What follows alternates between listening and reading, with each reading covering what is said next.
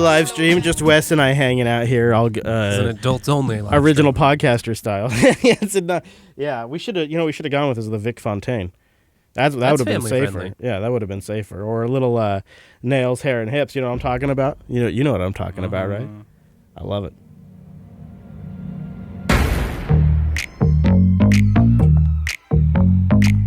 No, we can't play that either, though. You'd think so, but not for us. No. Big show today. Big show. Oh, man, huge. Getting the Mumble Room fired up. Well, I mean, I just opened up all of the links that we have in our show notes. Too many links. It's like the whole gosh darn bar of tabs. I know. Hello, Mr. Photo. Come in, Photo. We don't hear you. See, we gotta check our wiring. Stand by. I'm gonna open up this while you open up that wiring. I see Photo in the house. I see Tirth in the house, but I don't have any. I got no levels. Hi there. Oh, there's Tirth. All right, we got Tirth. Come All on. right, not my fault. Not my fault. You coming in there, Photo? Where you at? Come on now. You may not recognize the name because it took me a I hot think minute he's, there. I think he's clever enough. There's only, What are you saying about there's only me? one other person in there. Oh, we're hearing something now. Oh, hello. Hello. Ooh, a loud electrical buzz. And might be the wrong mic. Because it sure ain't the right one. You know what I'm saying, Wes? Hey, coming at you right now from the Pacific Northwest. fresh and hot. It's supposed to be in the 80s over here today, so. Woo. It's too much for podcasting. I can't handle that. Too much. Oh!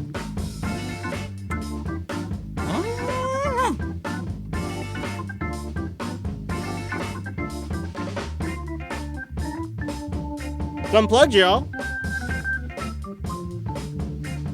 Now, we got any highlights going on today there? Where is my chat room at?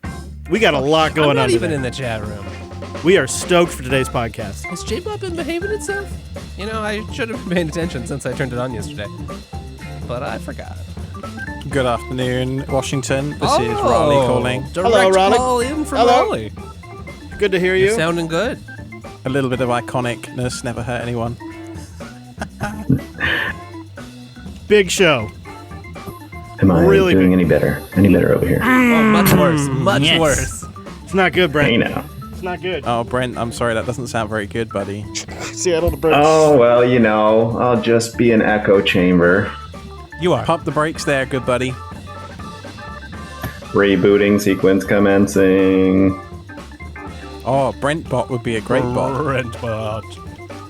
Well, hello, architect. Good day. The music mix is quite loud in my headphones, by the way. Is it now? Okay, let me check on that. I like it, but it's, it's all I can hear. Where can I find what FX gets sent to Mumble? How do I do that? You can pull down what we send to Mumble. Like that. Ah. And then hold down. Wow, it's already pretty low. That's Mumble. That's with Alex for that. Oh, right. Thank you. That better, Alex? Oh, yeah. That's so cool. It's so great that That's we can do great. that. It's really Not that great. I don't love the smooth jazz hour with Chris Fisher, but, All right, so I'm going to put it up at full volume for a second so you can tell me if it's too loud, okay? headphones off.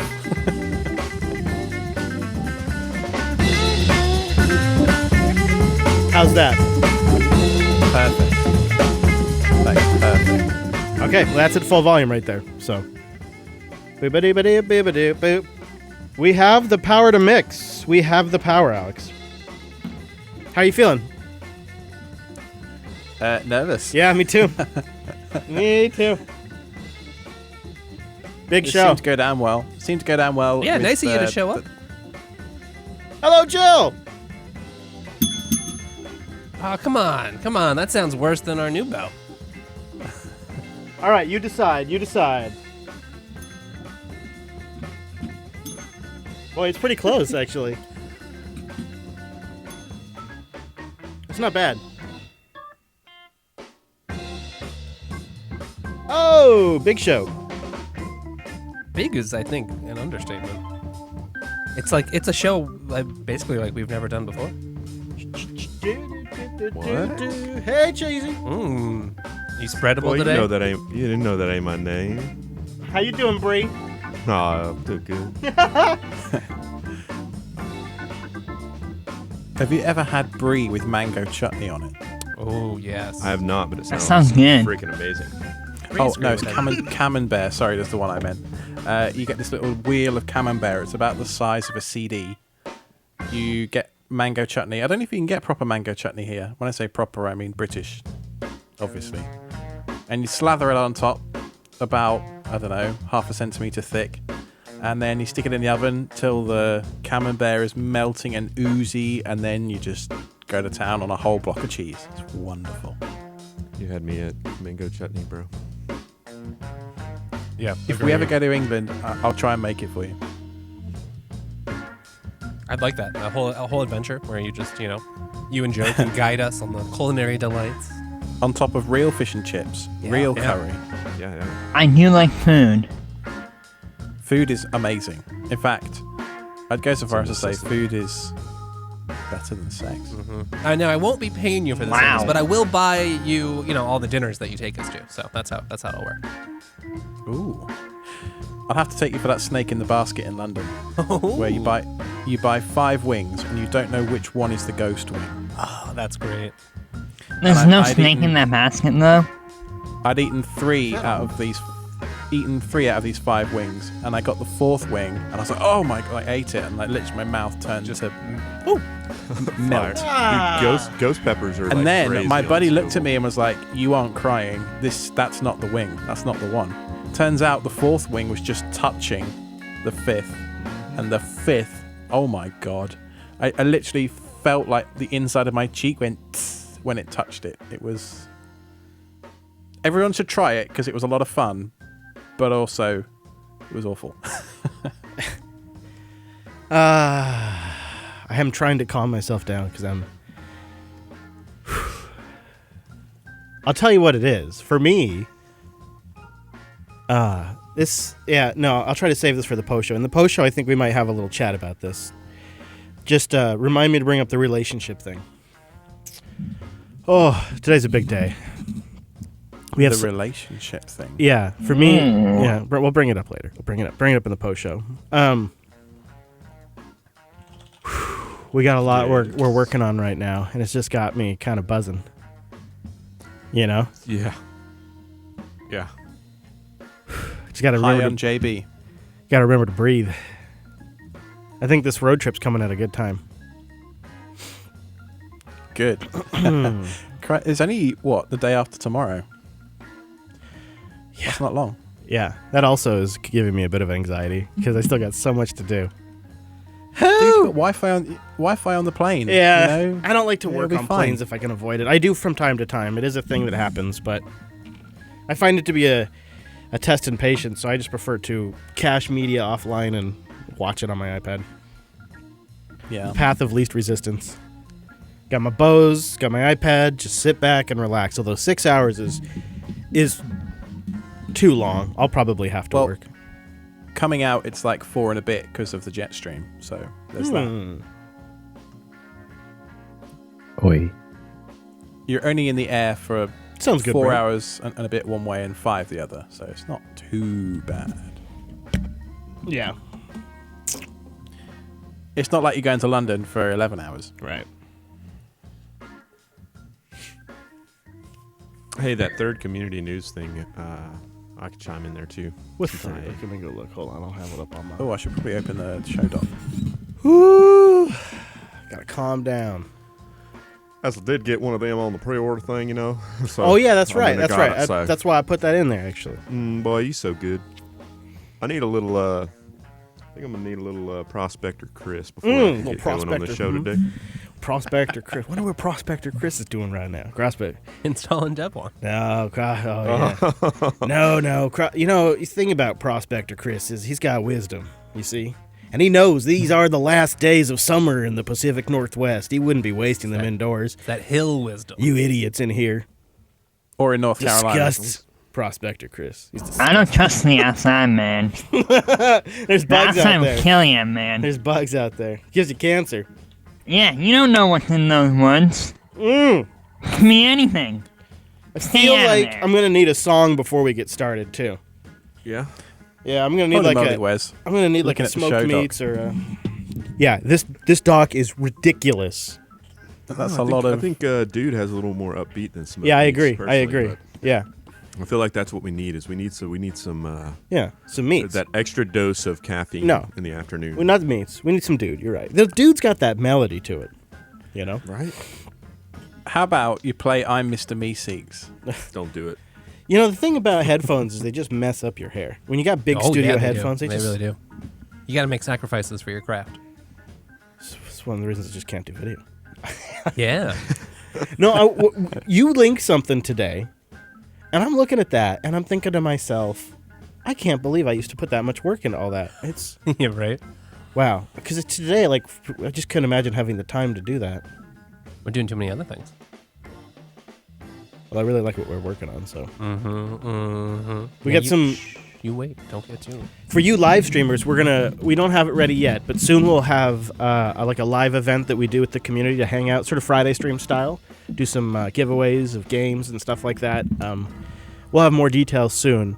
It's sort of being delayed a little bit because I'm traveling, but traveling for a great reason, which you'll find out about in just a Yeah, moment. it's Oh my God, I'm it's worth freaking out! it. I'm freaking It's out! I'm worth freaking out! it. It's like we got so many other things going right now. You know, in lieu of Friday stream kind of falling off the air, there's like, I don't want to say the number of projects that are coming up, but we've definitely taken the workload that we used to put into Friday stream and distributed it out across the new stuff for sure. It's a lot. It's a lot, but it's gonna be good. Doesn't leave much time for No Man's Sky, does it? Just gonna Shut breathe. your mouth. Just gonna breathe. love that game. Just gotta breathe a little bit. Stay calm. Man, you got like a can of oxygen over there, bro. He does. That's true. Just take a big old huff of that oxygen. I think it's all gone. I think Joe huffed it all up. Oh, Joe. Well, you know, oxygen's free. You could just. Yeah, but it's not in a can, girl. And it's not always high quality. I mean, it depends on what's around you. Very true. Definitely not high quality here. It's going to be high quality on that airplane. I tell you what, fart tube. Aw, don't remind me. And filtered fart tube. Ugh. Is it though? Is it though? You can just wear like a HEPA filter sort of strapped to your face.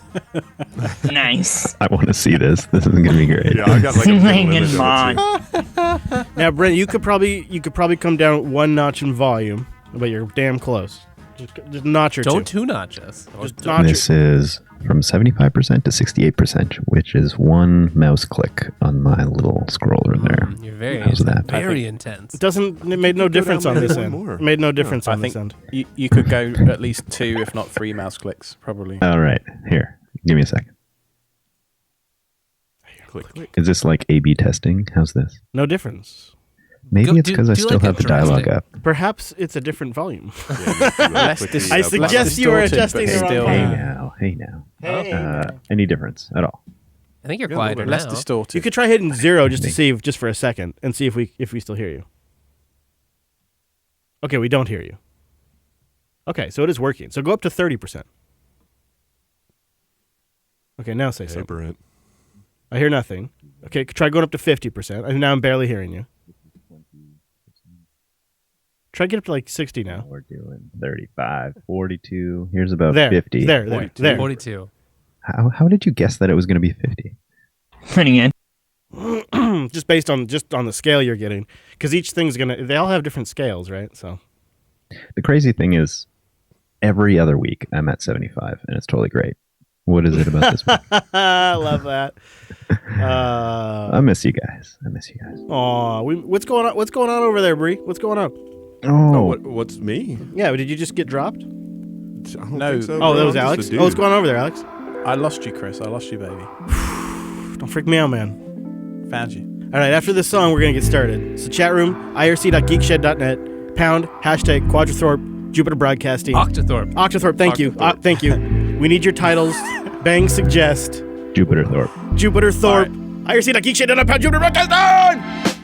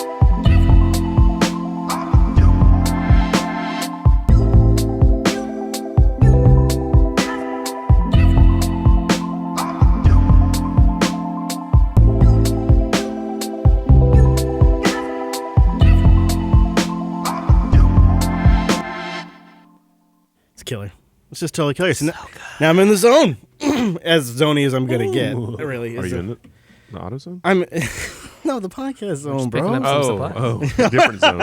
Oh Need new my. I didn't wipers. know. Yeah, that's what I was thinking. Well, like winter naturally, is coming.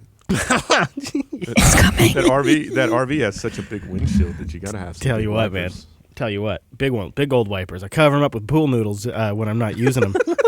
I do. Big old pool noodles. Just the way you said it. That was Yeah. the thing. Pool noodles. All right, we got to get our recorders ready. So, gentlemen, please get ready to record.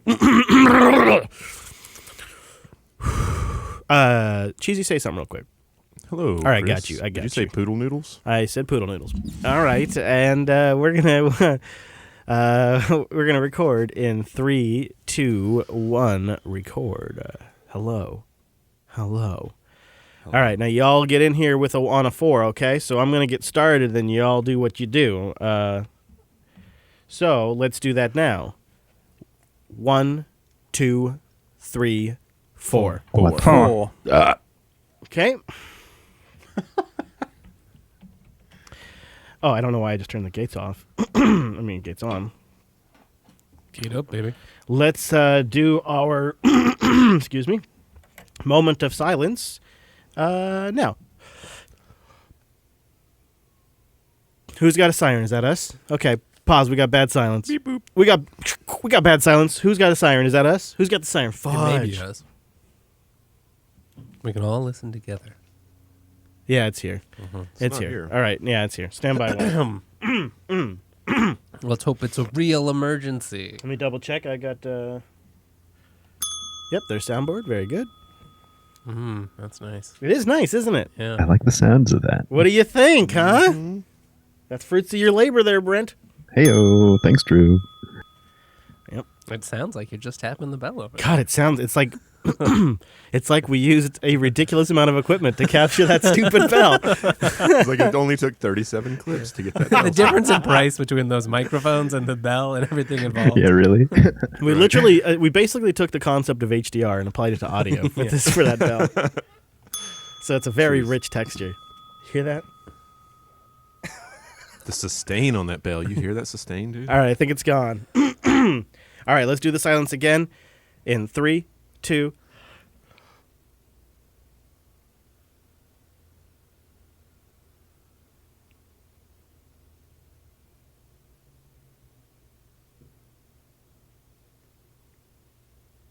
Okay. It's just so hard to be silent. I'm already lightheaded because I'm so nervous. Nervous. Yeah, we should all just take a little moment before the show, I am calm ourselves, get ready. legit nervous. Chris, you don't get nervous. I Come don't normally get nervous, but You got this. I don't know what it is, but every now and then, for me, it's well, yeah. No, we'll see if I make it through the episode. I'm pretty nervous. I probably might be stumbling all over myself. You got this for me, Wes? I'll do my You best. just jump Come in. on, you're a pro. No, I know, but it's like getting in a new relationship. It But really we all is. get to watch. It really is. Like there's a commitment. There's a huge commitment that goes on for a very long time. You will have to stay with this thing through good and bad. All right, let's just start the show. I'm just gonna sit here and be a nervous wreck. I'll just sit here and dwell Jeez, on it. now I'm nervous. I'm sorry.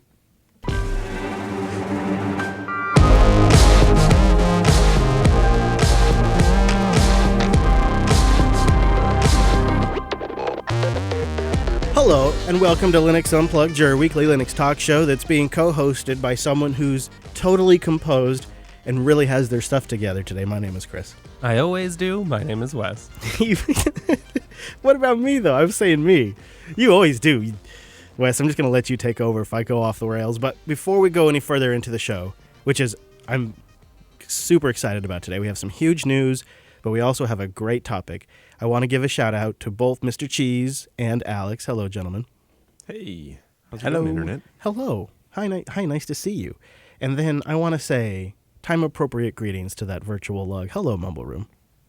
Hello. Oh, hello to Brent and Elle and I'm gonna say Stinky Karate, TechMav and Turth. Is that Stinky? Is that I don't even want to know because that's too good. Okay, yeah. Let's not fix it.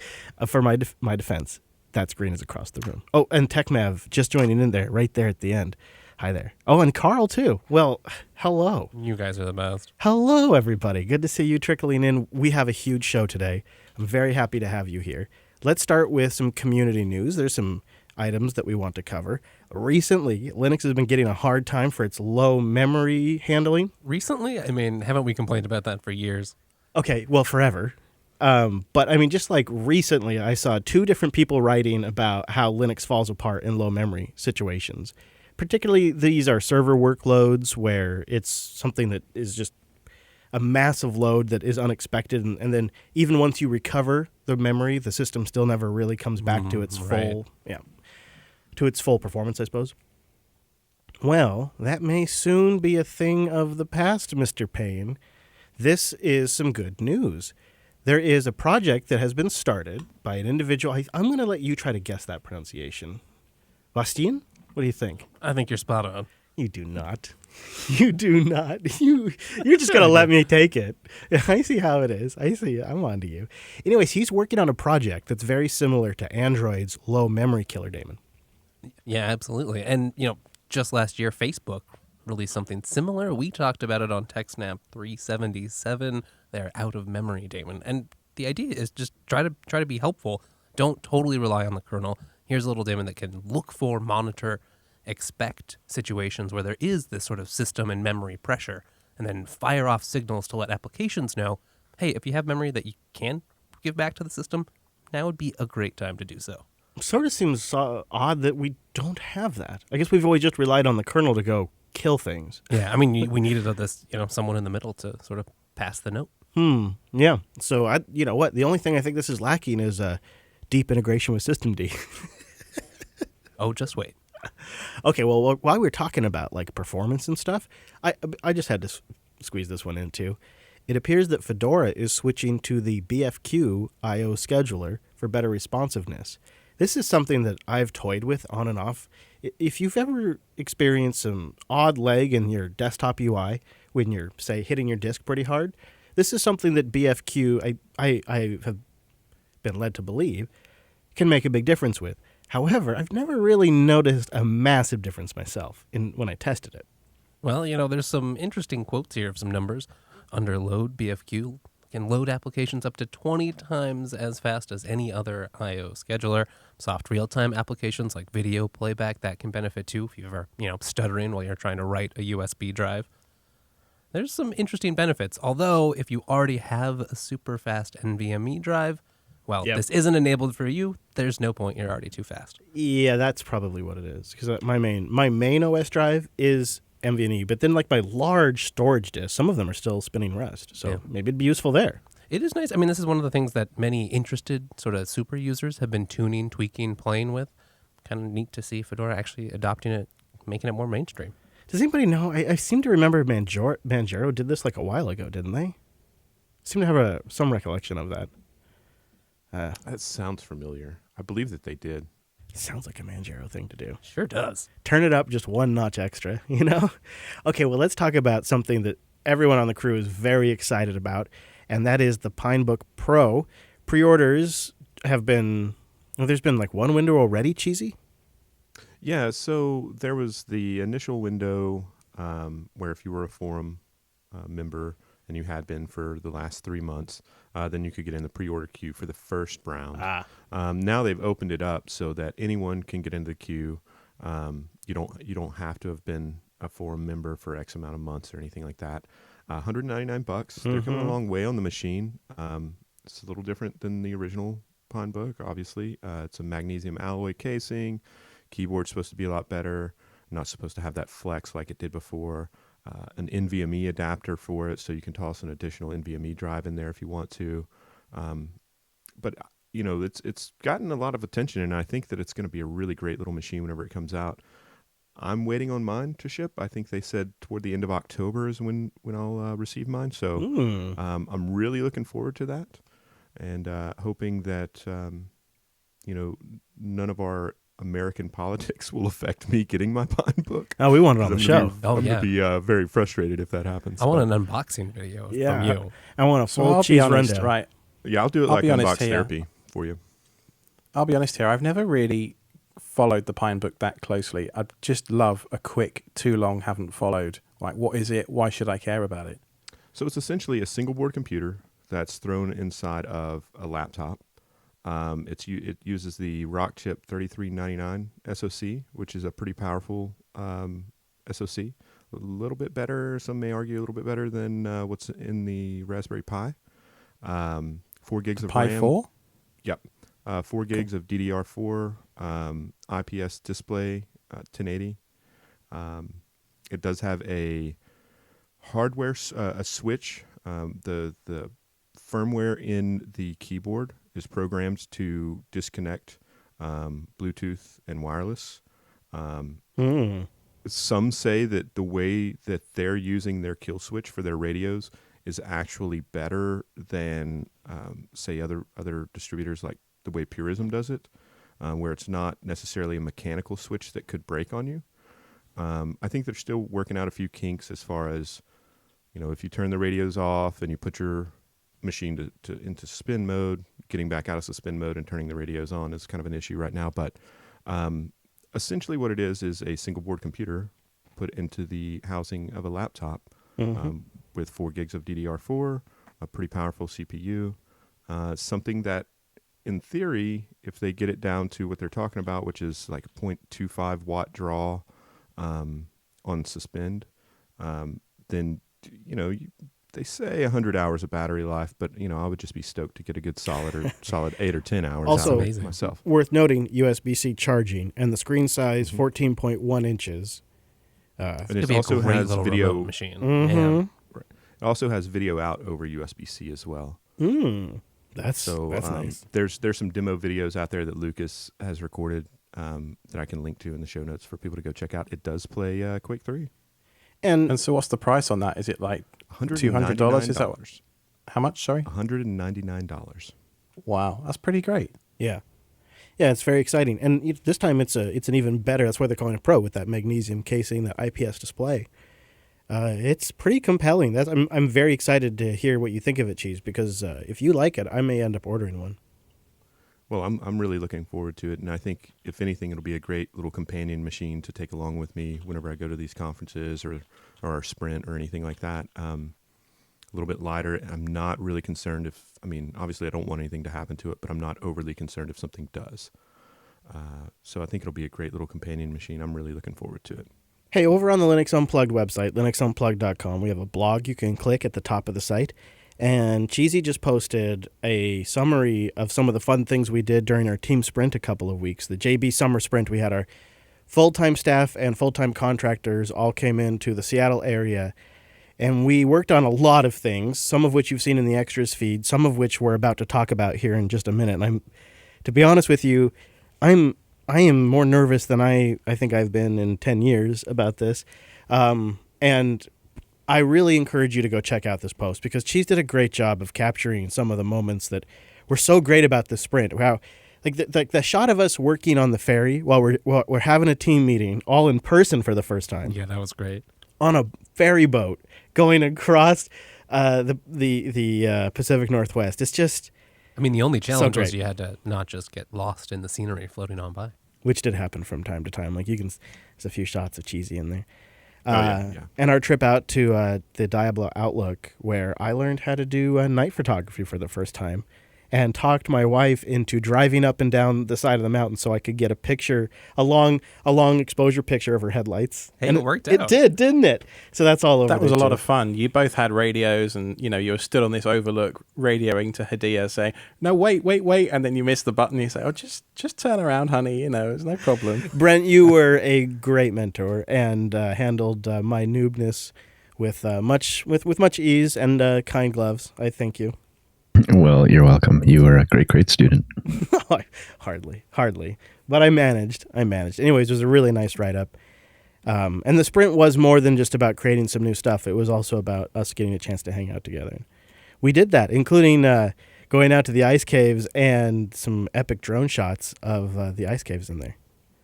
Check that out. Yeah, that was pretty good. And I'd like to give a big shout out to Brent and Alex for both contributing and helping with that article. I know Brent had touched it again last night, and added some additional photos and stuff like that. So I think it was really a joint effort on all of our parts to put that one together for sure. Just another collaboration, wasn't it? I love it. Okay.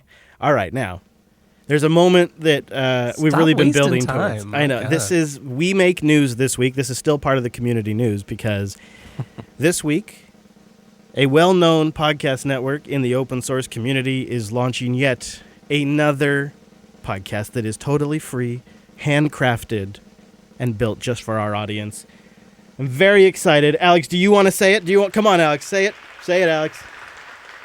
We are launching a new show called Self-Hosted. Self-hosted.show. The teaser's up right now because we're filling out the RSS feeds. And we're really excited about this. In fact, so excited that we're holding a launch party coming up next weekend with our buddy Wendell from Level 1 Techs. Wendell's joining us on episode 2 of Self-Hosted. And, oh my God. Oh my God. What is the chances of that? What are the chances? So we just have somebody at the door at the studio here right now ringing the doorbell. Our buddy Wendell from Level 1 Techs is joining us at the meetup. And Wendell's going to join us for episode 2 of Self-Hosted. That's great. We've already recorded episode 1. It's in the can. It's going to be premiering on September 12th to celebrate the 1-year anniversary of Jupiter Broadcasting joining Linux Academy. It's our birthday, and you're all getting a new podcast. So selfhosted.show/subscribe. If you just want to get the RSS feed, so as soon as episode 1 goes live, you've got it. And then keep an eye out for episode 2. We're going to travel to Wendell's lab and get in a conversation with him about why self-hosting matters. Yeah, so Chris is going to fly out to Raleigh, North Carolina, which is where I currently reside. And we're going to take a road trip through the North Carolina mountains up to Kentucky over the weekend, Labor Day weekend. Yeah, it's an incredibly exciting opportunity. I'm very excited and really looking forward to the future with you, Chris. I am too. You and I have had a chance over the last couple of years to get to know each other pretty well.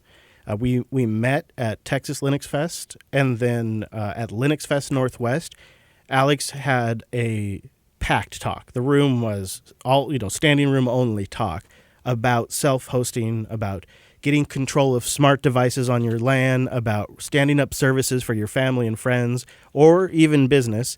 And it was really, really well received. And afterwards, we started talking and saying, there's a show here. There really is a show here. And then we really refined the idea at this year's Texas Linux Fest and started working on it hard. And we've been working on it for a little bit because we really wanted to think about all the different ways we could do a show like this.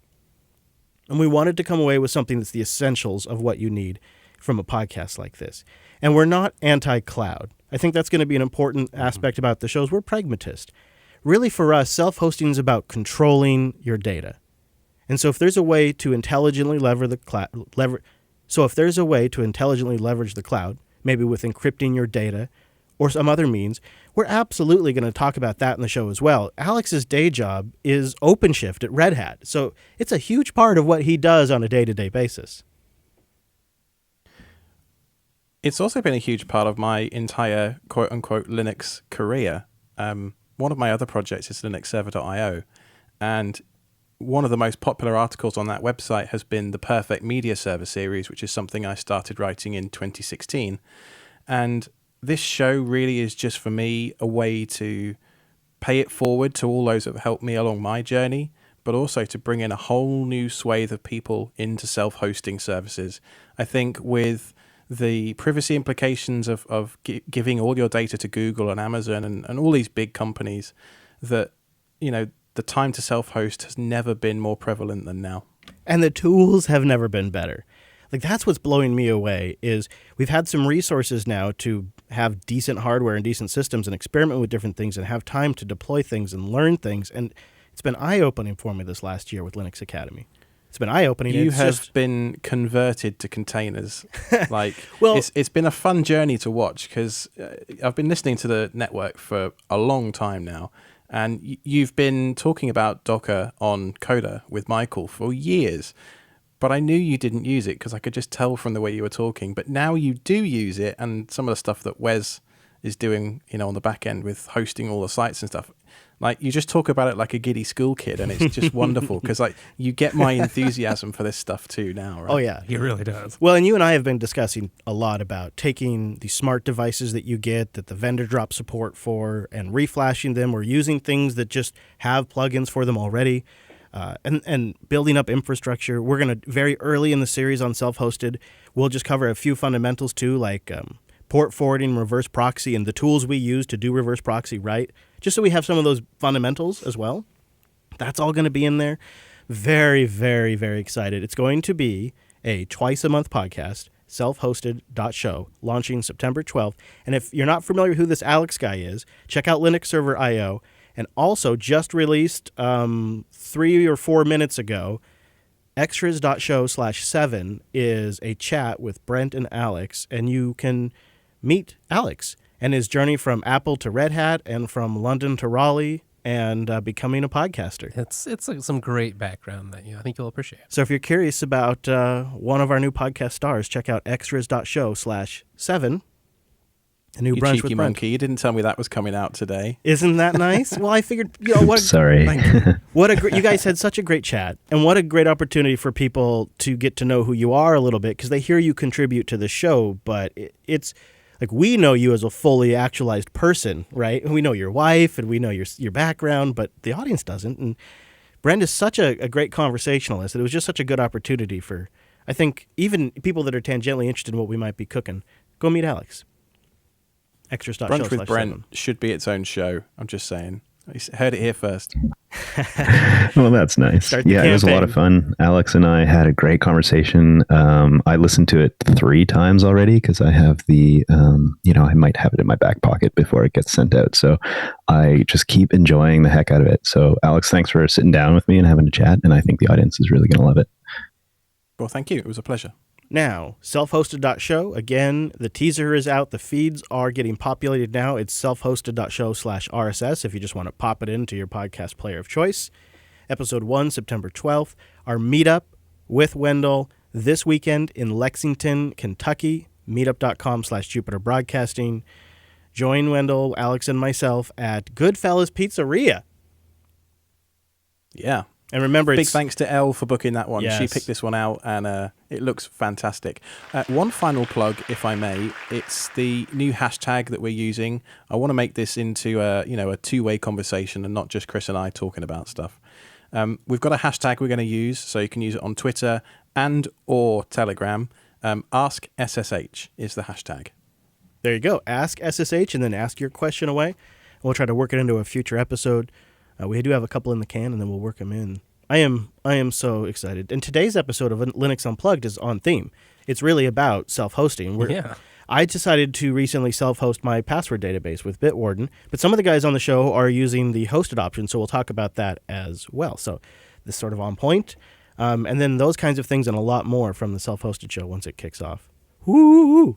I tell you, it really... It's real now, Chris. It's real now. We can't back out now. I know. We've been working on this for so long. We really wanted to be intentional, and I hope everybody likes what we've come up with. I feel like it's fresh. It's good. It's an important topic, and the area is getting so interesting. There's so many great free software projects out there right now that you think take all this time and effort, but really it's all manageable. And with just a couple of pointers or a couple of lessons we've learned, you're off to the races. So lots of potential. Now, I have something else for us before we go any further. We need to talk about OggCamp, because that's also coming up really soon. October 19th and the 20th isn't that far away if you need to plan for travel. And believe it or not, OggCamp is now 10 years old this year, which is amazing because I remember when OggCamp started. That makes me feel like I've been around for too long. But if you've never been or you've always gone, this seems like a pretty good one to go to, October 19th and 20th. And I'm going to see if you think see what you think of my pronunciation, Alex, of these, okay? At the Manchester Conference Center in the Pendulum Hotel near Piccadilly Station. How'd I do? Wow. It was so very close. good. So close. I know all those places so well. I used to live just around the corner from some of those places. Hello, It's kinda Popey. weird. Hello. Hello. Which one did I? Was it the? It was the Piccadilly Station, right? Yeah, it kind of went off at Yeah. Piccadilly, but that's fine. Piccadilly's fine. How was Arizona, by the way? Hot. I bet. So anyways, oggcamp.org if you're interested. And Joe had a real quick chance to sit down with Dan from OggCamp to give us a little taste of what's coming, and we'll be right back. So welcome to the show, Dan. Thank you very much for having me. So you're here to talk about OggCamp. What is it? Where is it? When is it? Yeah, it's so OggCamp is a free culture and free software, open source bar camp kind of hybrid, we call it. So we've had it's a UK event. It's been running for 10 years, so this is our 10th anniversary this year. So it's quite a big one for us. And we've got 4 different tracks. We have one kind of scheduled track with some speakers on there. We've got some interesting stuff coming up with Andy Stanford Clark and Roger Light are going to talk about Mosquito, which is a project they created together at the first OggCamp 10 years ago, which is still going and it's been quite popular in IoT kind of embedded fields as well. So that's cool. So it's coming up in Manchester in October this year. It's our 10th anniversary. As I said, we're going to be at the Manchester Conference Centre, which is in the Pendulum Hotel. It's on the 19th and 20th of October, and tickets, you can give a donation for tickets or they can be completely free. It's whatever you think you can spare. So that's, we want to keep it open to everyone, but we just want to get as many people together and have a celebration of open source and all the kind of crazy goodness that's around that. Yeah, so the 19th and 20th of October, that's the Saturday and Sunday, but there is kind of an unofficial social event on the Friday night, isn't there? That's a very good point, actually. Yeah, so on the 18th, which is the Friday, there will be a party in the hotel. I think it's about 7 o'clock onwards in the main hotel. There's a bar there, and there's food available. You can order food, and you can have drinks and stuff. And I know it's October, but there's a really nice courtyard outside, and it's got like nice outside seating and stuff. So fingers crossed. I know in Manchester it rains a lot, but fingers crossed it's not going to rain and it won't be freezing, and we'll be able to spread out into that as well and have a really good a good get together. Well, I remember a few years ago up the road in Liverpool, and that was at Halloween, and I was walking around in a T-shirt. It was lovely weather, so fingers crossed, you never know. You never know. That's very true. Tickets are available now, as I said, so I should give you the address, shouldn't I? If you go to oggcamp.org, oggcamp.org, there's a link on there for tickets, and you can easily, sort all that sort of stuff out. And if anybody's interested in supporting the event, sponsoring or anything like that, that's still up there as well. And you can find out about the schedule, and that'll be getting more stuff on there as we go along. It's gradually getting filled up. We're looking for crew now. There's all kinds of stuff on there. We're on Twitter as well, at OggCamp, and Mastodon and various other things. If you search for OggCamp, it's quite a unique name, so it'll come up in many places. Yeah. So what should people expect there then I suppose let's start with the scheduled track. What should people expect there? Well, lots of interesting stuff coming up. As I said, we've got our kind of opening keynote this year is Andy Stanford Clark from IBM. He's the CTO of IBM.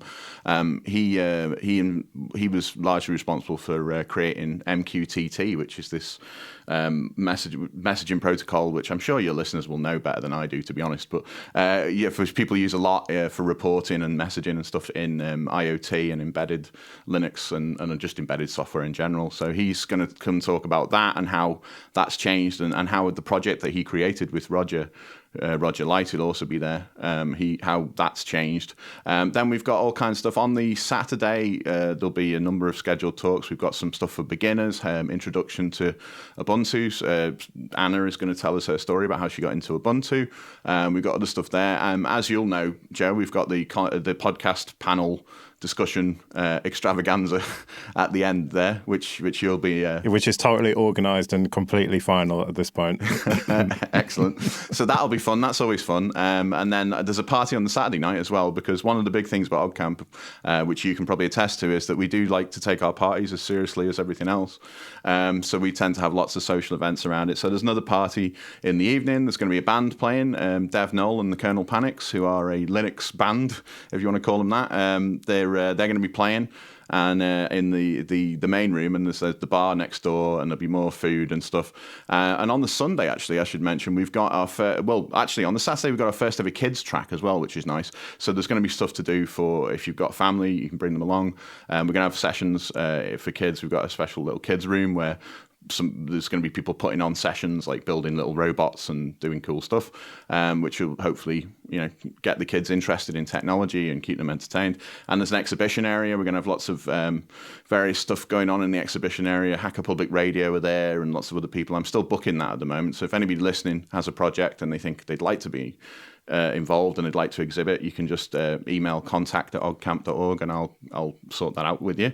And we can get you on the exhibition. And then there's the Open Hardware Jam, which is going to be in the middle of the exhibition space as well. There's going to be people doing, again, cool stuff with making stuff with Arduinos and microbits and Raspberry Pis and all that sort of stuff, which should be cool.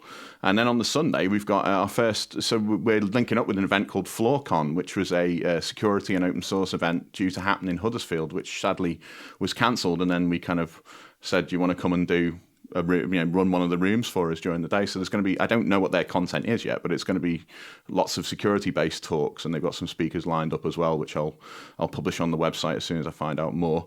And then all ends with the fabulous Rafflecast, which goes on for a while usually, where we give away all the prizes that we've got. And then on the Sunday night, I suspect a few people will still be around on the Sunday night, so there'll be a few people in Manchester hanging around for probably food and drinks and stuff before we all crawl off to wherever we're from on the Monday. And it is also an unconference, isn't it? So if anyone turns up wanting to speak, then there's a chance that they will be able to. They should be able to, yeah. So that's a really good point, actually.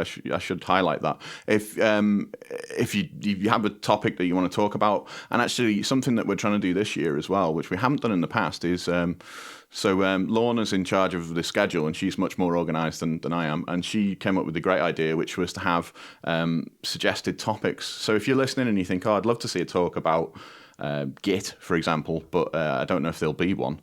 We're going to have a call for like topics, so someone can say, I want to see a talk about Git. Somebody else can go, I actually know a bit about Git. I could probably do that.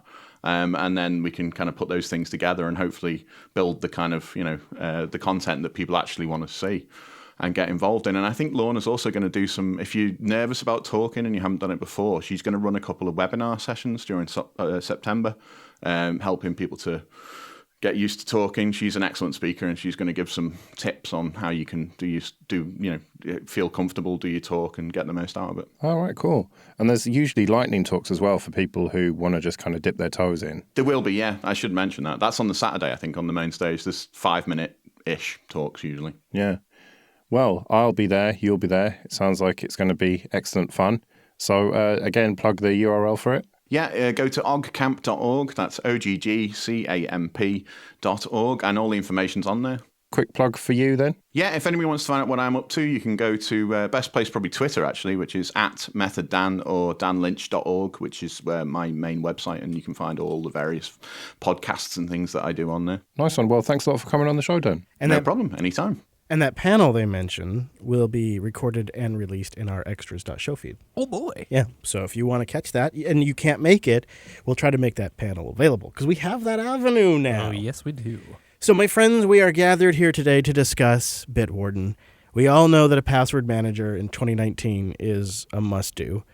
I've tried them, gone back to LastPass, and I decided I was going to hang out and wait at LastPass until my subscription expired, which it expired this month.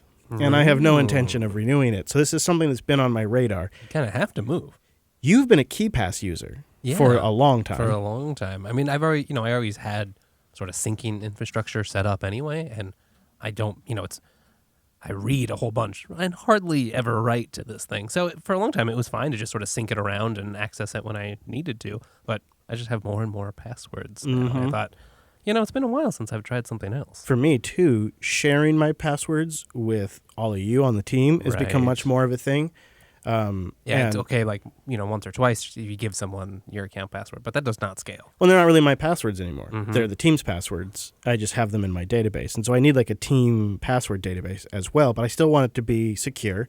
I want us to host it because of the sensitivity of this. And we want it to work with mobile. We want it to have autofill.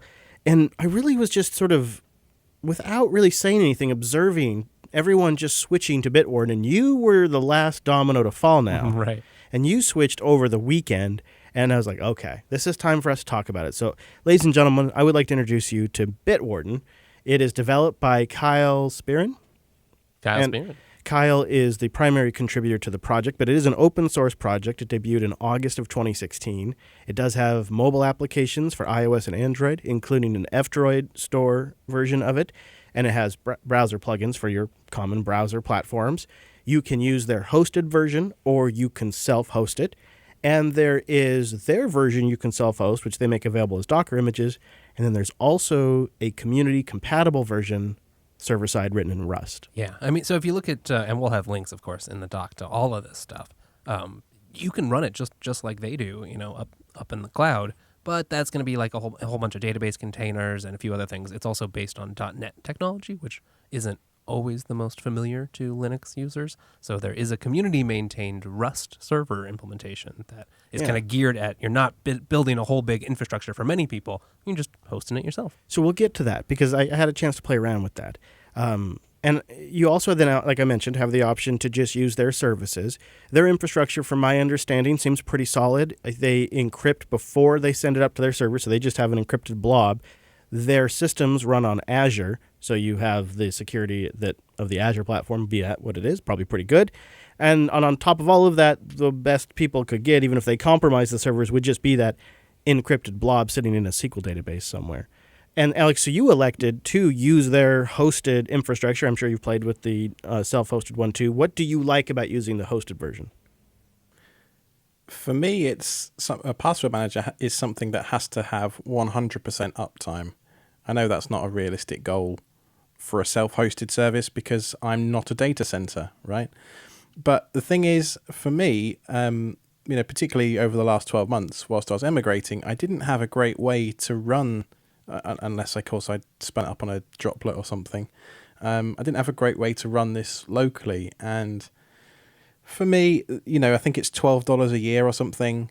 That cost at $1 a month is fine for the service it provides. I've been extremely happy with the experience as a Bitwarden user, and a lot of the integrations that you can get on Android, like autocomplete and stuff like that, are pretty nice. You can do Control-Shift-L in a browser, and that will auto-fill the form entries on a page for you if you've unlocked your Vault and stuff. So, I mean, I'm a very happy user. I've been using it for well over a year at this point. I think it's sort of set up by default to use the hosted service when you go to log in. Mm-hmm. And if you were going to throw it up on a VPS, you're probably better off using their hosted solution. For me, what was critical is I wanted it behind my LAN because of the nature of this. And if it's not available, that just means somebody on the team can't log into a service they have to. It's probably not the end of the world. And I'm willing to run it on a box that could have 99.5% uptime for the year. Right. We can make arrangements too, with backups and spinning up new servers if we have to.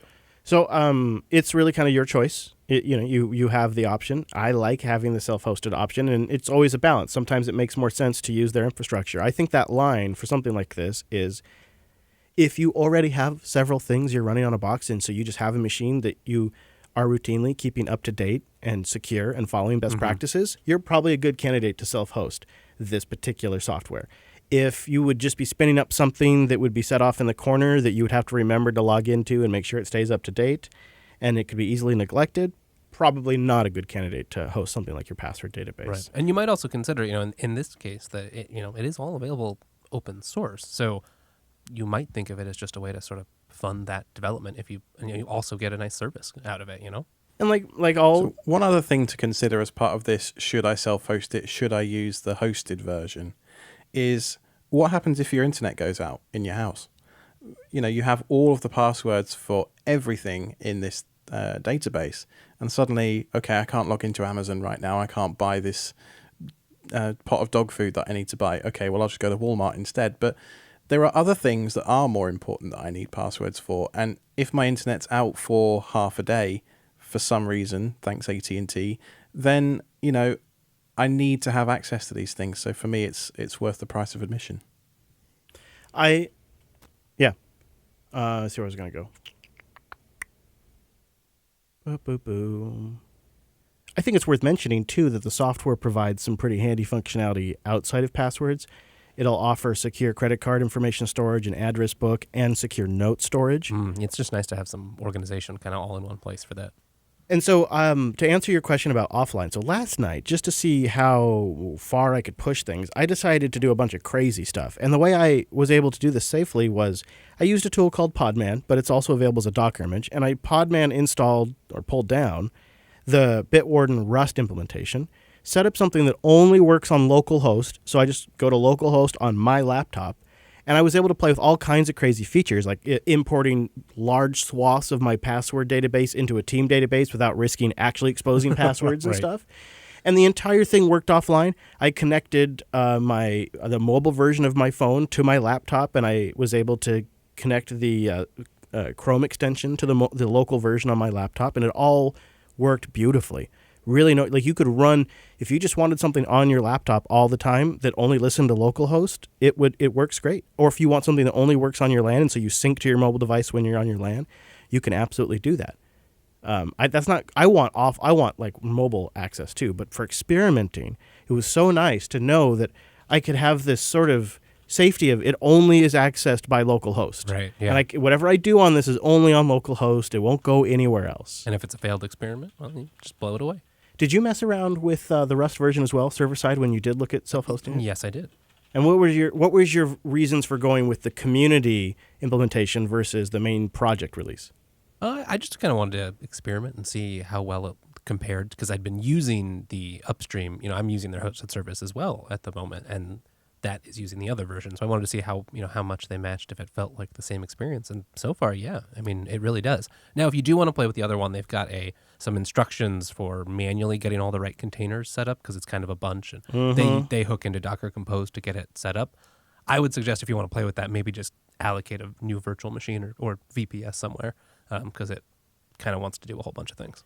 Yeah, that's why I liked the community implementation. It's one single... It's just simpler, right? It's aimed at like a smaller deployment just Yes. for kind of running something small for yourself, and it's smoother to do so. And once it's up and running, you just go to the web URL, and you've got the administration front end right there, and all the software clients can connect to that. And it's very straightforward if you use the community Rust version.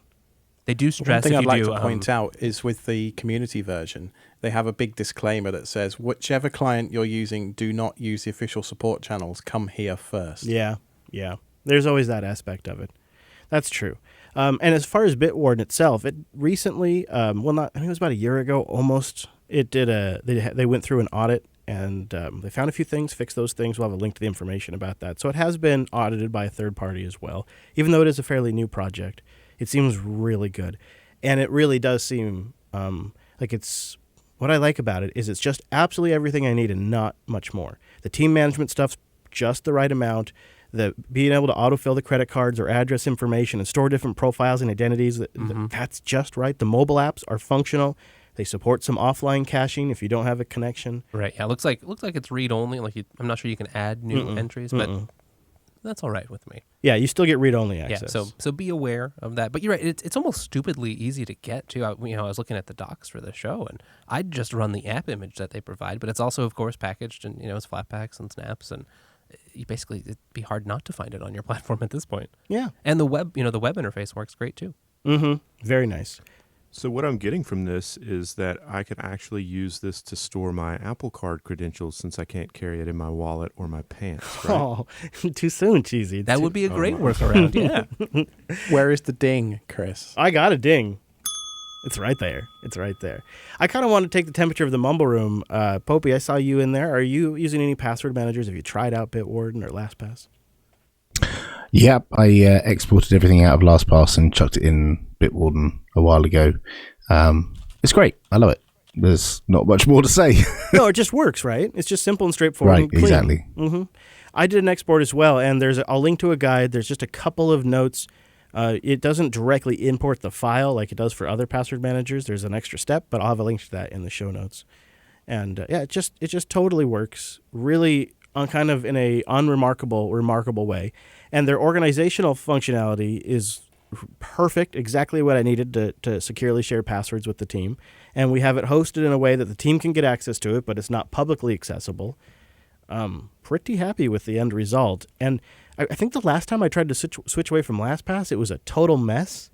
And so I tried this process a couple of times. And I will warn you, if you have sketchy connectivity when you do the import of your LastPass database. For some reason, it will import all of the passwords, but it will drop all the folders. If that happens, you can essentially eject the entire password database and re-import again. So if the first time you import and you don't get your folders that you all have set up in LastPass, just drop it all and import again. It will bring them in. In like 3 or 4 times that I did this, that happened to me once. Yeah, interesting. But I did a little Google search, and other people say it happens, and they say it's when you have intermittent connectivity, and I did at that time. Because it's going out to resolve the favicons and stuff, and when that process dies, I guess it just doesn't create the folders or whatever. I didn't go any further than that, but it seemed to be the case, so keep an eye out for that. But otherwise, love it. Yeah, I was pleased. I had several different versions and generations and types of KeePass files from the different clients I'd used over the years, and all of them just sort of imported fine. And the client version for Linux, the desktop application, is available as a snap and as a Flatpak. And app image. And it's, and an app image, and it's sandboxed, I believe, as both Snap and Flatpak. I believe so. They are And sandboxed, so that's nice and safe for a password manager. They've also got a little CLI. It is node-based, so it's not the most lightweight, but they've got a little handy CLI client to interact with the vaults, too. Yeah, that's right. I wanted to mention that part, because that is actually pretty cool. It's nerd-friendly, right? But it also kind of is good enough to work for your family members if you're going to go that route. I have the command. I guess I won't say that, because we can't put that in the show notes, can we? No. All right, I won't say that. That's kind of a stinker, you know? I'd like to be able to drop that. It's just like one line to get this whole thing up and running. We'll link to the article then. I'll say this, yeah. I'll say this. We will have a link, again, in the show notes, linuxunplug.com/316, to an article I used where it's a one-line command that you copy and paste, and you can fire up an experimental container and play with this thing. We're not talking like it's a big investment. Really a big, high recommendation of Bitwarden from the team. I've been using it now for just a couple of days, but it was smoother than any other transition I've ever done, so I'm pretty optimistic. And you're using it, Alex is using it, everybody else is using it. I'm picking up a theme here. Chris is a little resistant to change, but once he does, he's like, "Oh my god, this is so much better."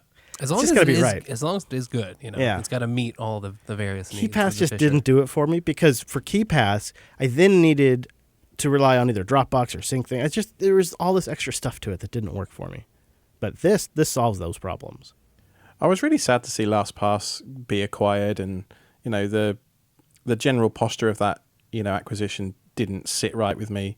And finding Bitwarden was like an oasis in the desert at that point. And I'm really happy to see how this project has matured over the last couple of years.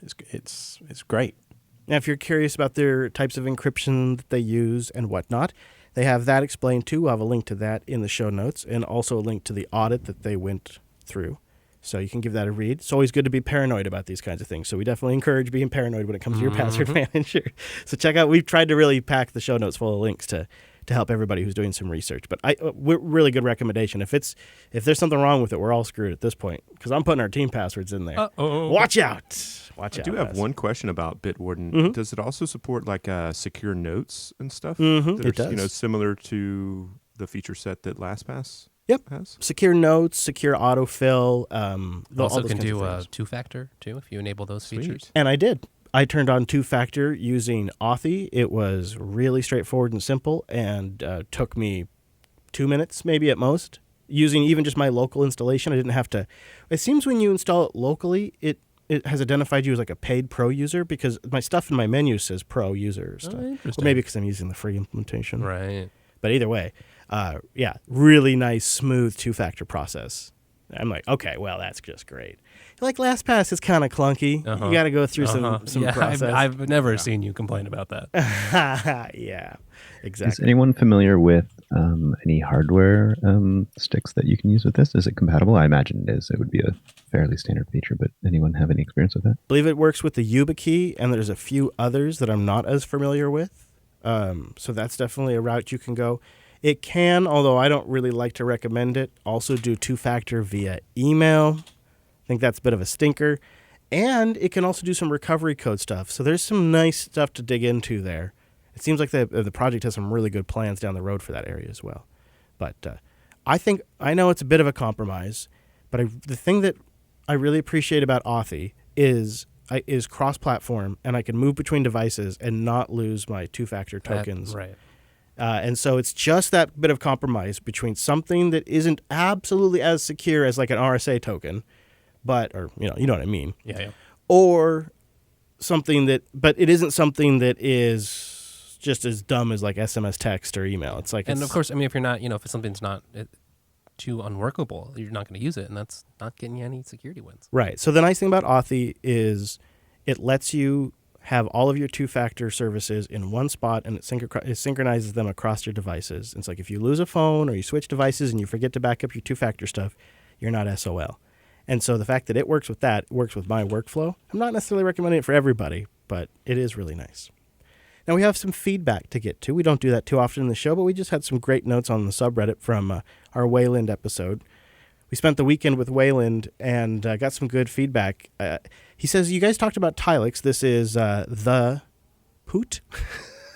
Spelled with 3s and 0s. He says, you talked about Tilix, but I still recommend Quake. It's very stable. It supports split windows these days. It does. And he thought he'd also mention backup tools. He doesn't like to trust companies like Google, Microsoft, or Amazon with any data, but SpiderOak 1, I have to recommend, he says. Also was recommended by Edward Snowden. Also, Mr. Poot, I've recommended it too. I was going to say, yeah, weren't you? You didn't used to be a big SpiderOak fan? I used to back up all my different like cloud services to SpiderOak. I might do it again. It's pretty great. SpiderOak's pretty solid. Anyways, he signs it as Guybrush, which is much easier to read than the other one. And our last bit of feedback, One Tune More writes, the Wayland future is like electric cars are the future. That's kind of, I like this.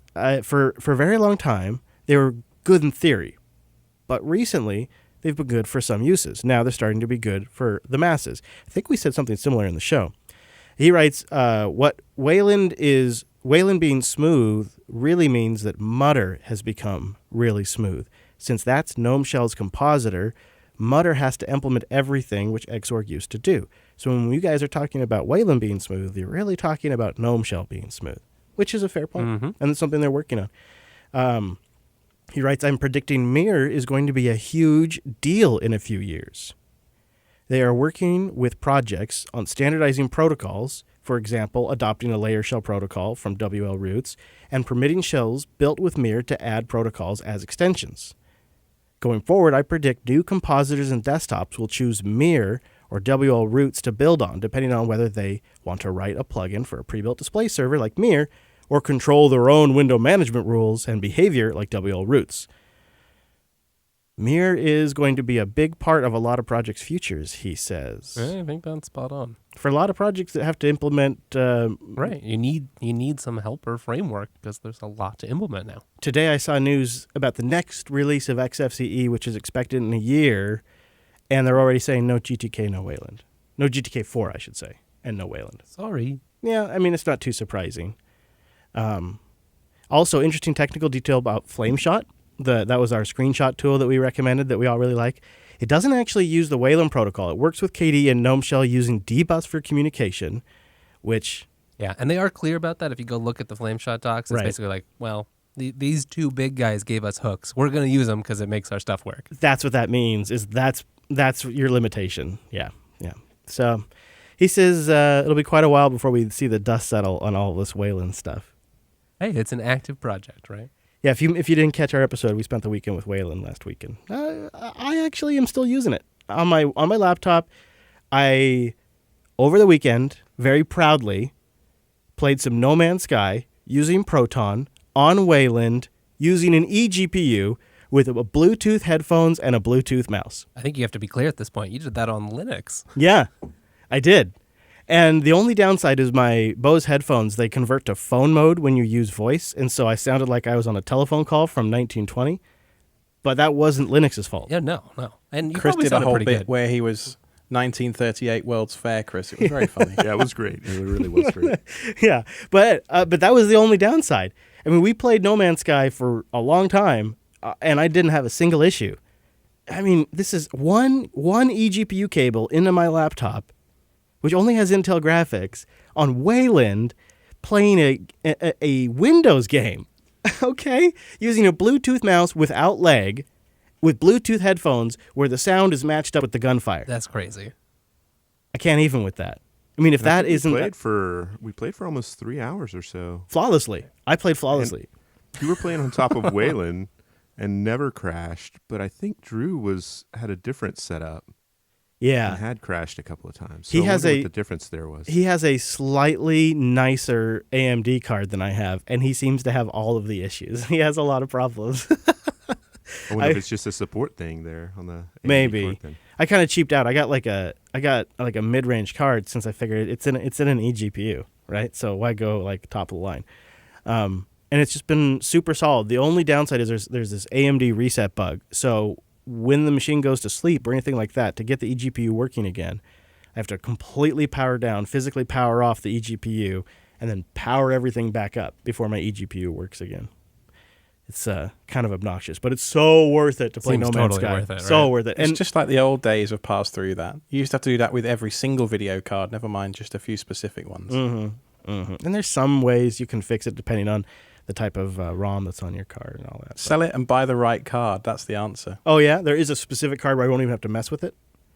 Oh, Yeah, just find one that doesn't have the reset bug. And as we talked about in our VFIO episode a little while ago, the right hardware is almost more important than the right software.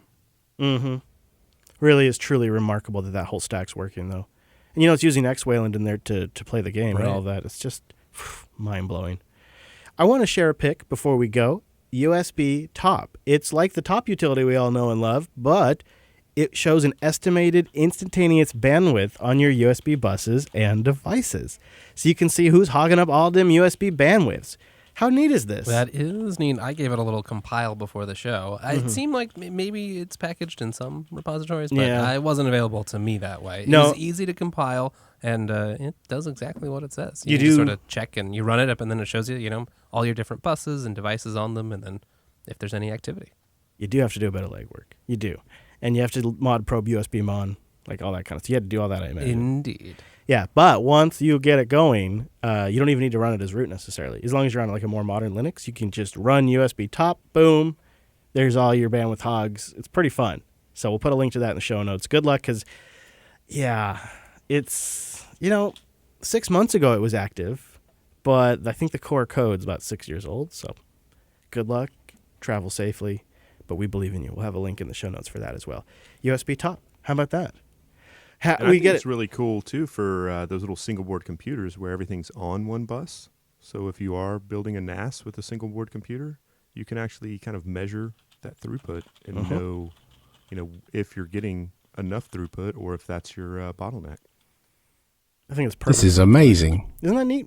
I'd nenever seen this before, and it's in Ubuntu apt install USB top.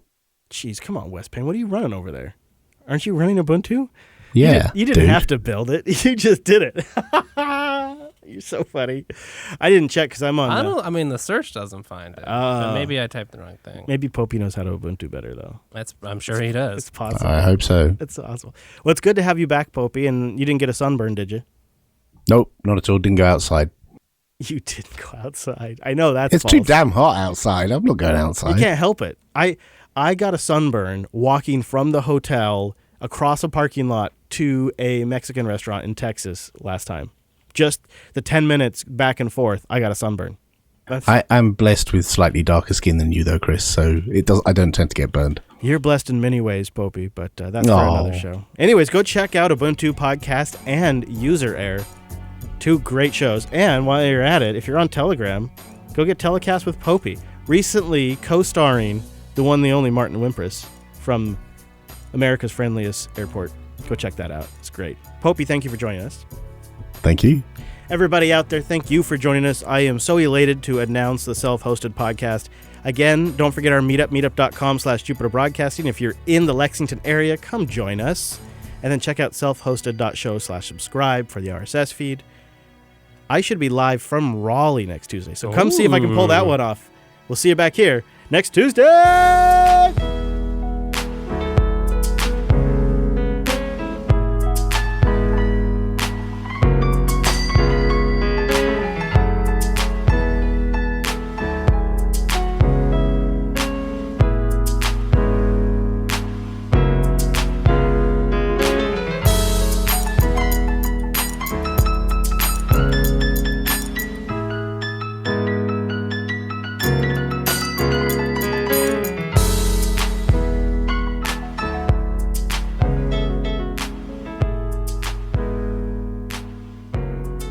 Well, All just a right. bit. So here's just a bit. it's just not an 1804. Newer versions have it. All right, you're off the hook, So- Wes. So, Chris, what's this relationship thing? Oh yeah, right. Post show? Well, I mean, it really does.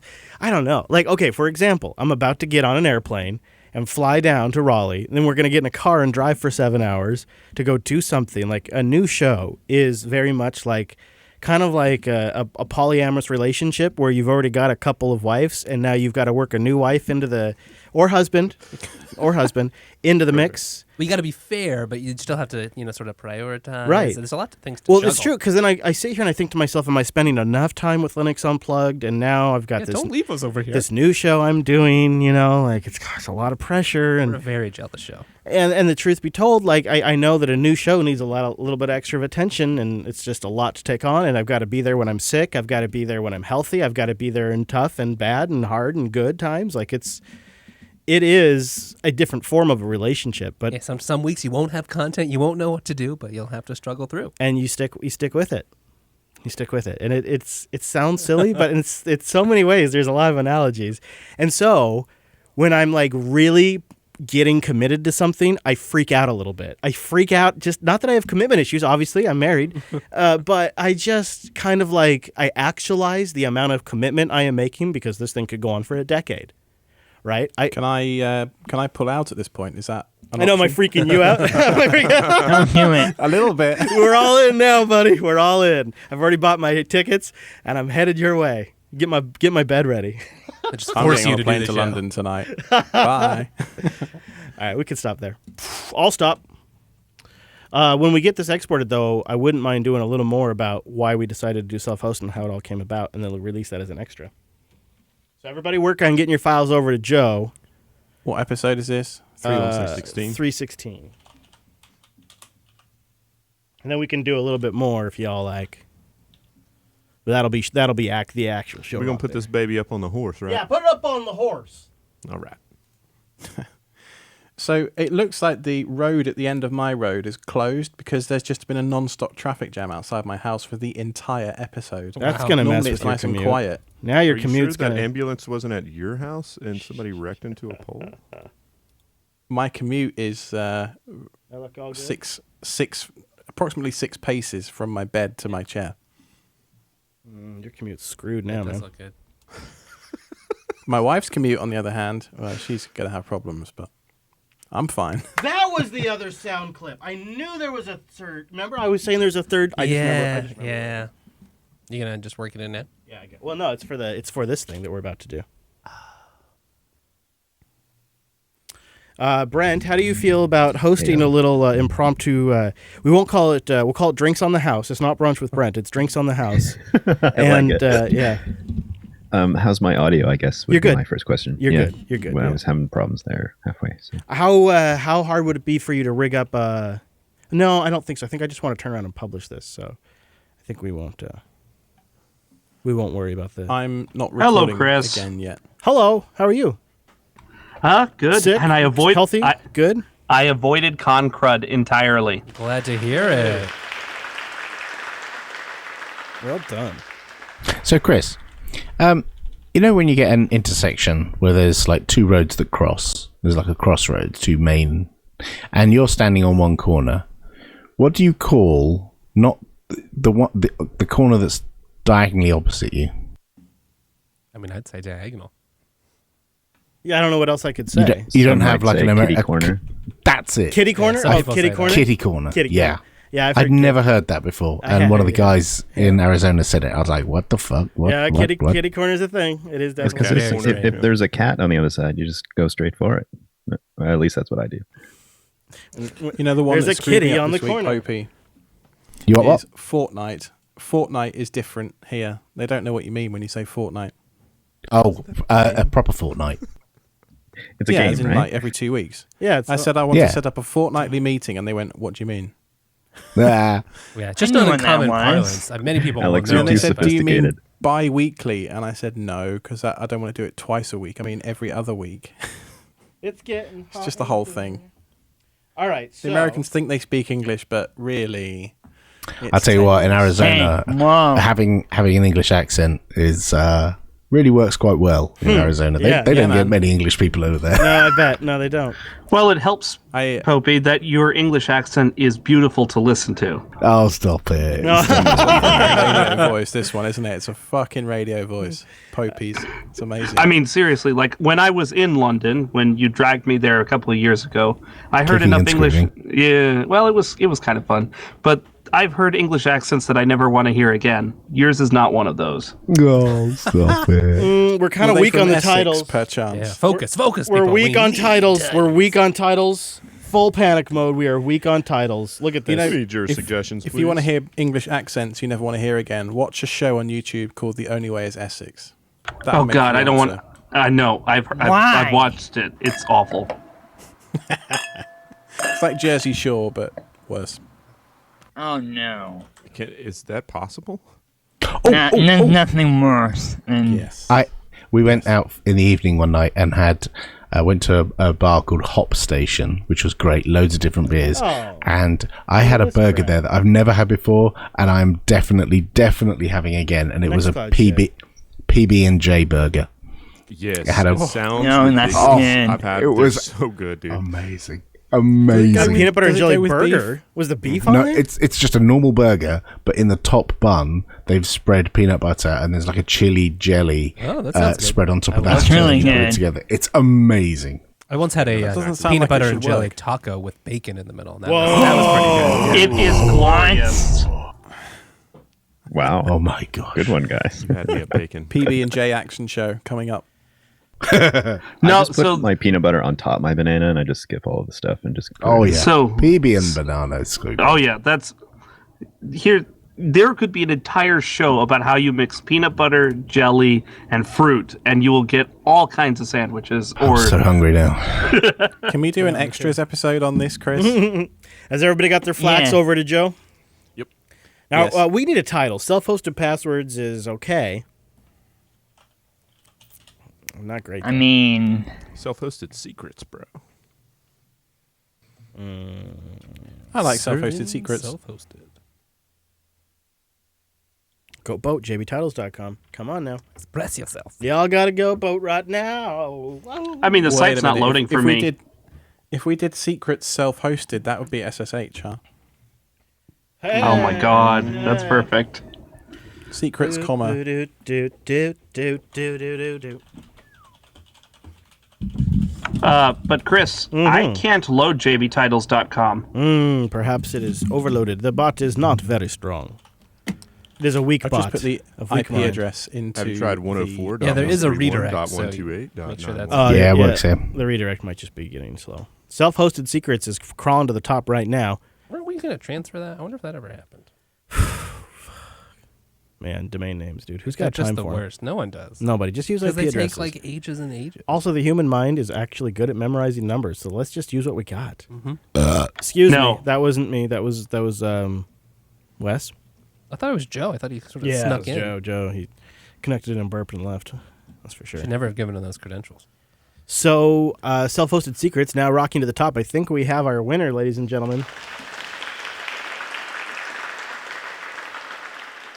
Good job. Good job. Good job. I'm good with that. You good with that, Wes? Yeah. Now I don't have to like actually reveal my secrets, right? No, because they're for yourself. Okay, got You're it. hosting them. I understood I thought that you were if you public had domain. Go, Brent. my Go. understanding was if you were visiting someone, you had to tell them your secrets because they're your host. Did I miss part of the episode? No, that's totally true. I yeah. really mi- Come on over. I should have been using that when you were in town. I know, right? My Missed your password is opportunity. Hunter2. There you go. Thank you. I'm going to put this, I think we just need to come up with a description, right? Yeah, desk it out. And then, but we can, everybody got their flax uploaded? What's the deal, huh? Where are your flax? You got your get your flax uploaded, all right? Get your flax uploaded already. Joe needs a steady diet of flax, you know. Flax seed, after all. Where do you think it comes from? Right. Put it into the editing grinder.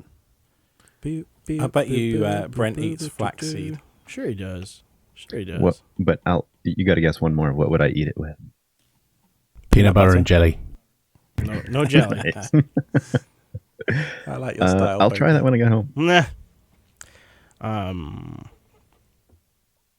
So, are we good? Good on that? Do you think we could just should we just record our thing and then we could come up with a description while they're talking? Because I really would like to get Brett to get rolling. Let's do it. Yeah, we can just switch up and we'll finish this. Alex, are you ready? I was born ready. Gents, do you want me to record locally? I can easily do that. Yeah, go ahead. I'll have you on Give me a Mumble. sec. Maybe what you ought to do, Brent, is you ought to just join us on Source Connect then, and then Oh, upgrade. yeah, and then Yeah, I can do that. Can you link him that? Do you have the means? Mm-hmm. And then record locally that way. That way, Brent. That way. Which way? That way. Source Connect. That way. Mr. Payne will link you the credentials here in a moment.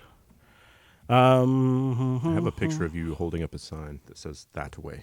Very excited about self-hosted. Very excited. We've recorded episode 1 already, and pretty neat to go out and meet Wendell. Going to be flying out tomorrow. The time's right for that, isn't it? Really?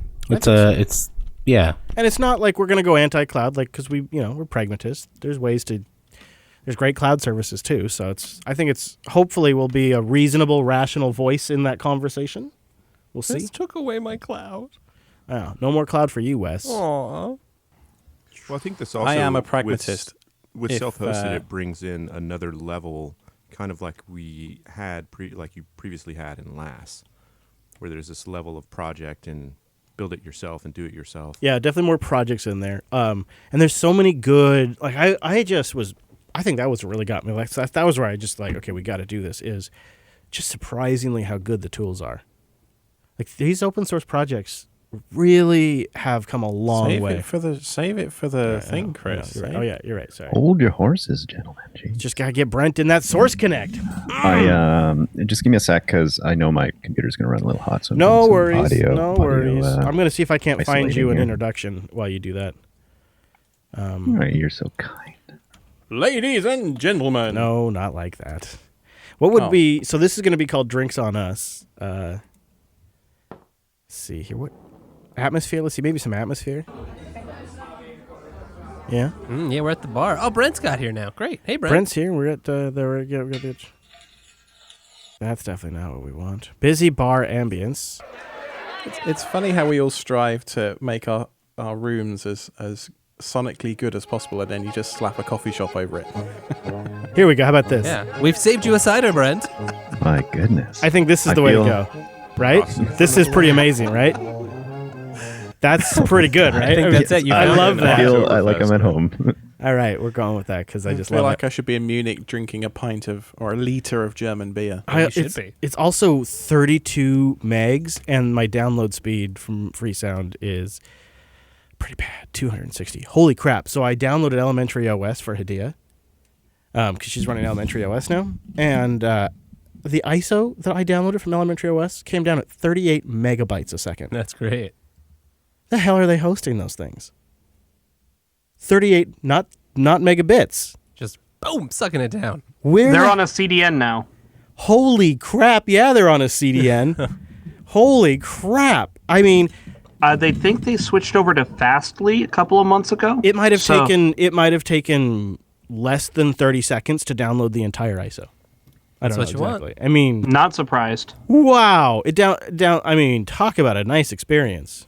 And she really likes it. She likes the whole polish of it, I think, and just sort of feels high end to her. So she's happy. I think it's new, but we'll see. I think it happened too long ago because I can't find when it happened in the elementary Slack. Oof! I tell you what, though. Losing 10,000 being capped at your most recent 10,000 messages is actually kind of annoying. Oh, it is. They've really figured out a good way to really drive me crazy. I'm pulling it down over here at full gigabit speed on my connection, 94 megs a second. That's amazing. Wow, that's so amazing. Good job. Yeah, guys. I pull it down at line rate as well. They're trying to make sure the entire experience is good there, and that means that I think I need to upgrade to 10 gigabit. I think you do. Yeah, obviously that's clearly the case. Are you coming in now, Brett? You coming in now, right? Yeah, just waiting for a Oh space. God, How's you sound that? so much Levels? better. Yeah, you sound so much better. Jeez, it's a huge difference. It's, all right. High-end Brent. I'm going to. I'm just got to move over the folk music for us, and I'll just sort of start it and fade it out, and then you can jump in whenever you like. I'll just start it, and then when you start talking, I'll begin to fade it. Okay, can I'm I not ask recording a yet. question first? We should do a 1, 2, Yeah, 3, we're 4. not starting yet because I haven't even gotten the file on the soundboard yet. Okie dokie. First question. I know my machine's going to run hot. Can you hear it, and is it a problem? Let me turn off the gate. Right. Ungate me, will you? Oh yeah, I Does you can sound hear so it. much- I can hear it, but it's not the end of the world. It's All not right. gonna. That's the best I can do now, maybe. It's not gonna make or break it. And if we get a little, we'll let it settle, and then we'll get some room cap here in a second. All right. I could blanket my head, but that's a whole other thing. Soundboard. What would you consider this? Is this a jingle? I think it's a jingle. Yeah, jingle, yeah, jangle. Is it a jingle? I don't know. No, What is it? really. Ambiance, intro, It's a music. a stinger, a theme song. I'm gonna call it a jingle. Don't care that much. Make a new folder called Jangle. But then it's just, it's always silly to make a folder for one item. I feel like I always feel like such a dope. Hey, that's how every folder starts. That's true. Well, at Not least for a always, brief but- moment. Mm-hmm. All right. Okay, that's ridiculous. So let's see here. I'm too warm. Here's another one I got.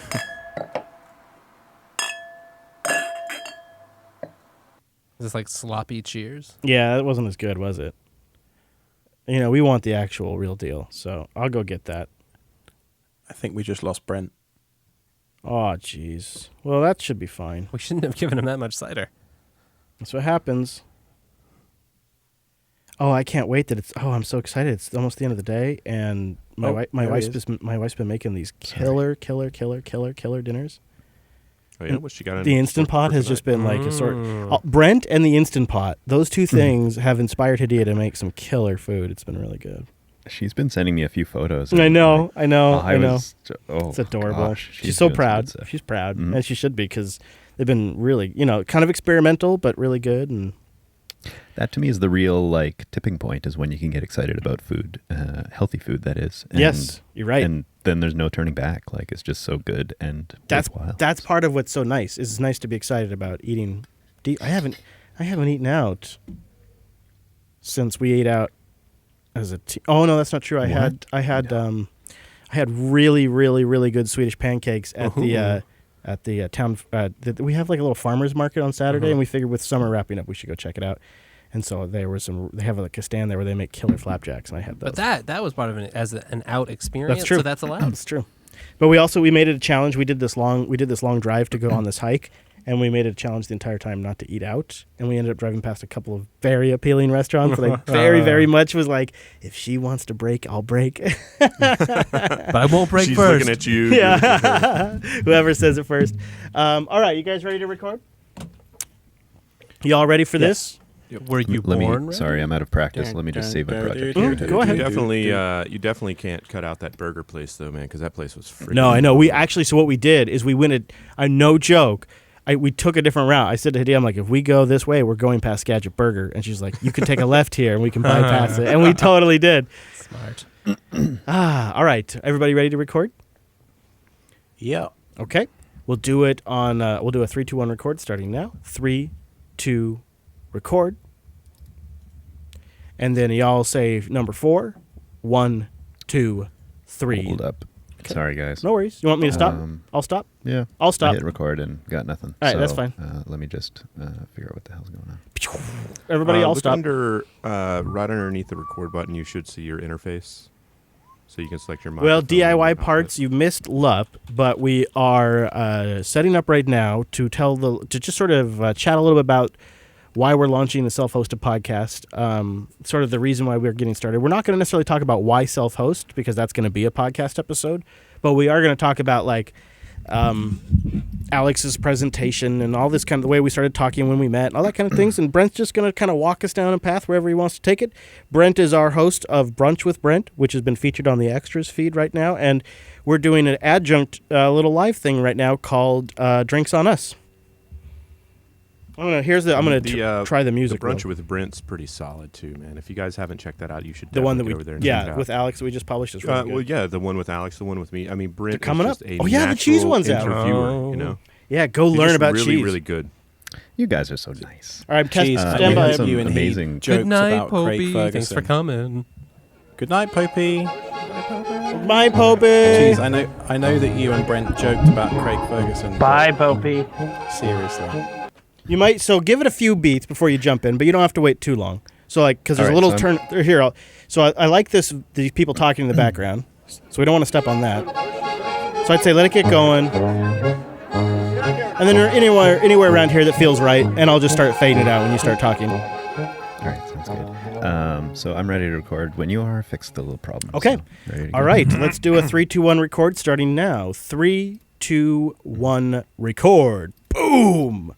And now we are going to count to 4. You all jump in at 4. 1, 2, 3, 4. 4. Nicely done. And now we'll cap a little silence right here, right now.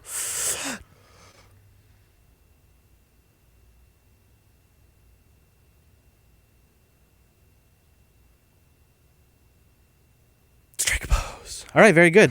Thank you. Thank you. I was You say strike a pose. yeah, I was striking a pose. I was, wasn't I, Wes? I was striking You a gotta pose. make awkward eye contact, sort of strike weird poses. just We look freeze at in each other. place, We yeah. make faces. We try not to laugh. You got to do that. All right, Brent, I'm going to turn it over to you. Sounds good. It is Drinks on Us. I'm pretty excited. Here we go. In 3.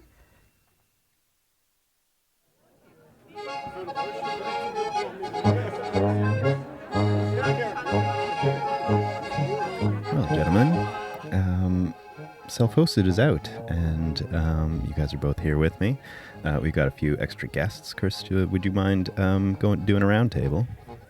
First of all, thank you, Brent, for hosting us. Yeah, Chris, me, I'm here. Alex is here. Wes is here. Hi. Hello. Hi. We have some folks in the Mumble Room here to ask questions, and of course, Mr. Cheese Bacon is all gathered together. We're celebrating this He brought monumentous moment. Brought a plate of cheese to celebrate. Yeah, it's a totally full house. And so I was just interested in asking a few questions because I want to know more about Self-Hosted. So, gentlemen, Alex, you and I just had a brunch with Brent that was released, but there's so much more to you that makes me wonder, what is going on in that mind of yours? You're such an interesting guy, and I know you and Chris get into a room and a whole bunch of stuff happens. So tell me a little bit about how this idea came to be.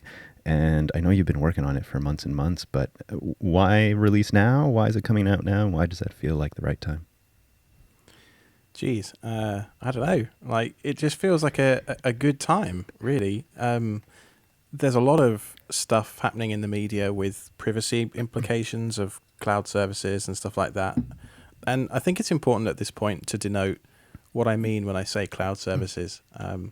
I don't mean that you shouldn't host stuff in AWS or DigitalOcean or Linode or any of these other places. I mean that you're relying on a software as a service type business model. So a good example would be something like a thermostat, a Nest thermostat maybe. You buy a piece of hardware that is subsidized by the data that it collects.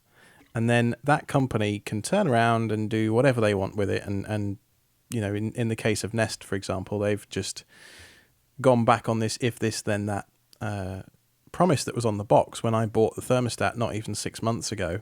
And now none of my if this then that integrations are going to work on a product that I bought based off of that. So for me, there's been a few, you know, alarm bells this year. But the main thing that kind of led to this happening now was in January. I was chatting with my buddy Cheese, who I met at Texas Linux Fest last year with along with Chris. And we were just talking, and he said, oh, hey, you know, I know you do Linux Server I/O stuff and write blog posts over there. Why don't you consider submitting a talk to Linux Fest Northwest? Because at that point, I'd just done a project of making some smart LEDs that were running off of Home Assistant controlled by MQTT. And he was like, oh, this is super cool. You need to share this with other people. And I was like, oh, okay, I'll try and give a talk, because I've never really done much in the way of public speaking. And then that talk was in April, I think. So we flew out to Seattle. I met Chris again properly. We went to the studio for the first time, my wife and I. And, you know, I've been a JB listener for 6+ years at this point. So for me, it was semi-religious, going to the it was like going to Mecca or something, I suppose.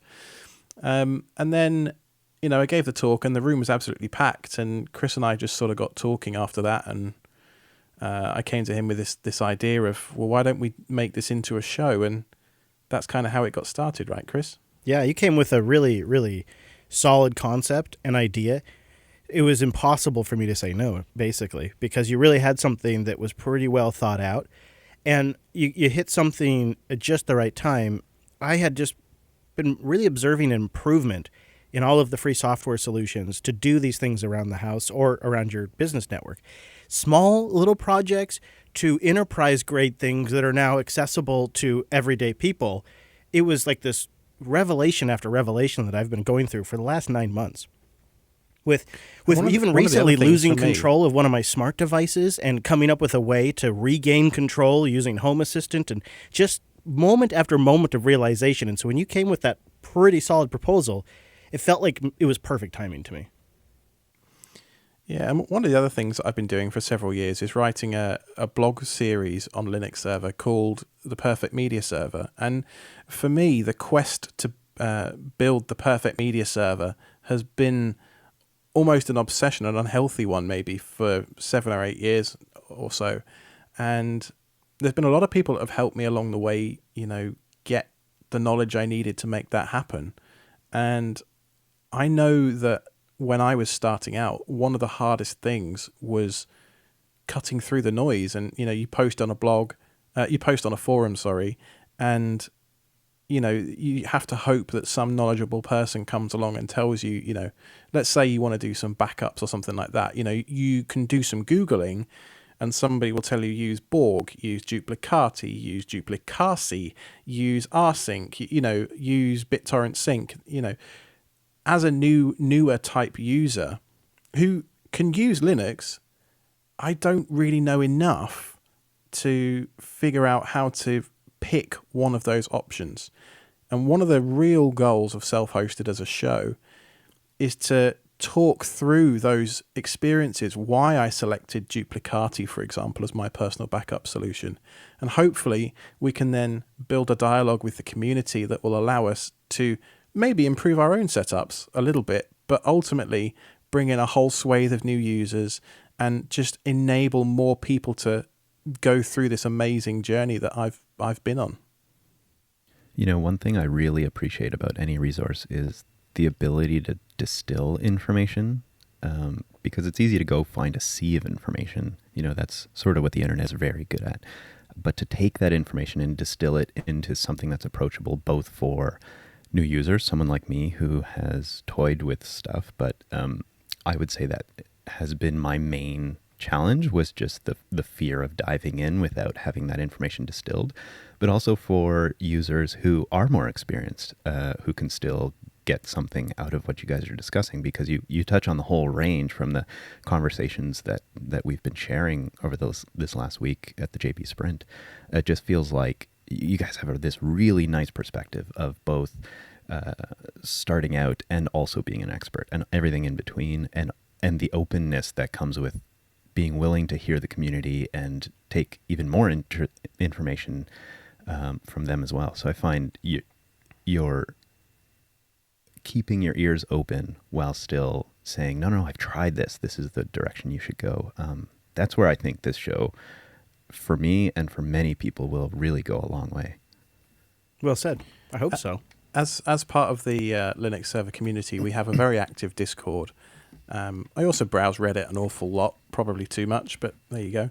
And in there, I see a lot of people asking the same sorts of questions over and over and over again. So we're going to use those repetitive questions of which hardware should I buy, and just basic stuff that's, I don't want to say obvious, but after you've been doing it for a while, you just have a bunch of answers you can roll off the cuff to say to people, if someone says to me, which brand of hard drive is best, I'll be like, well, it depends.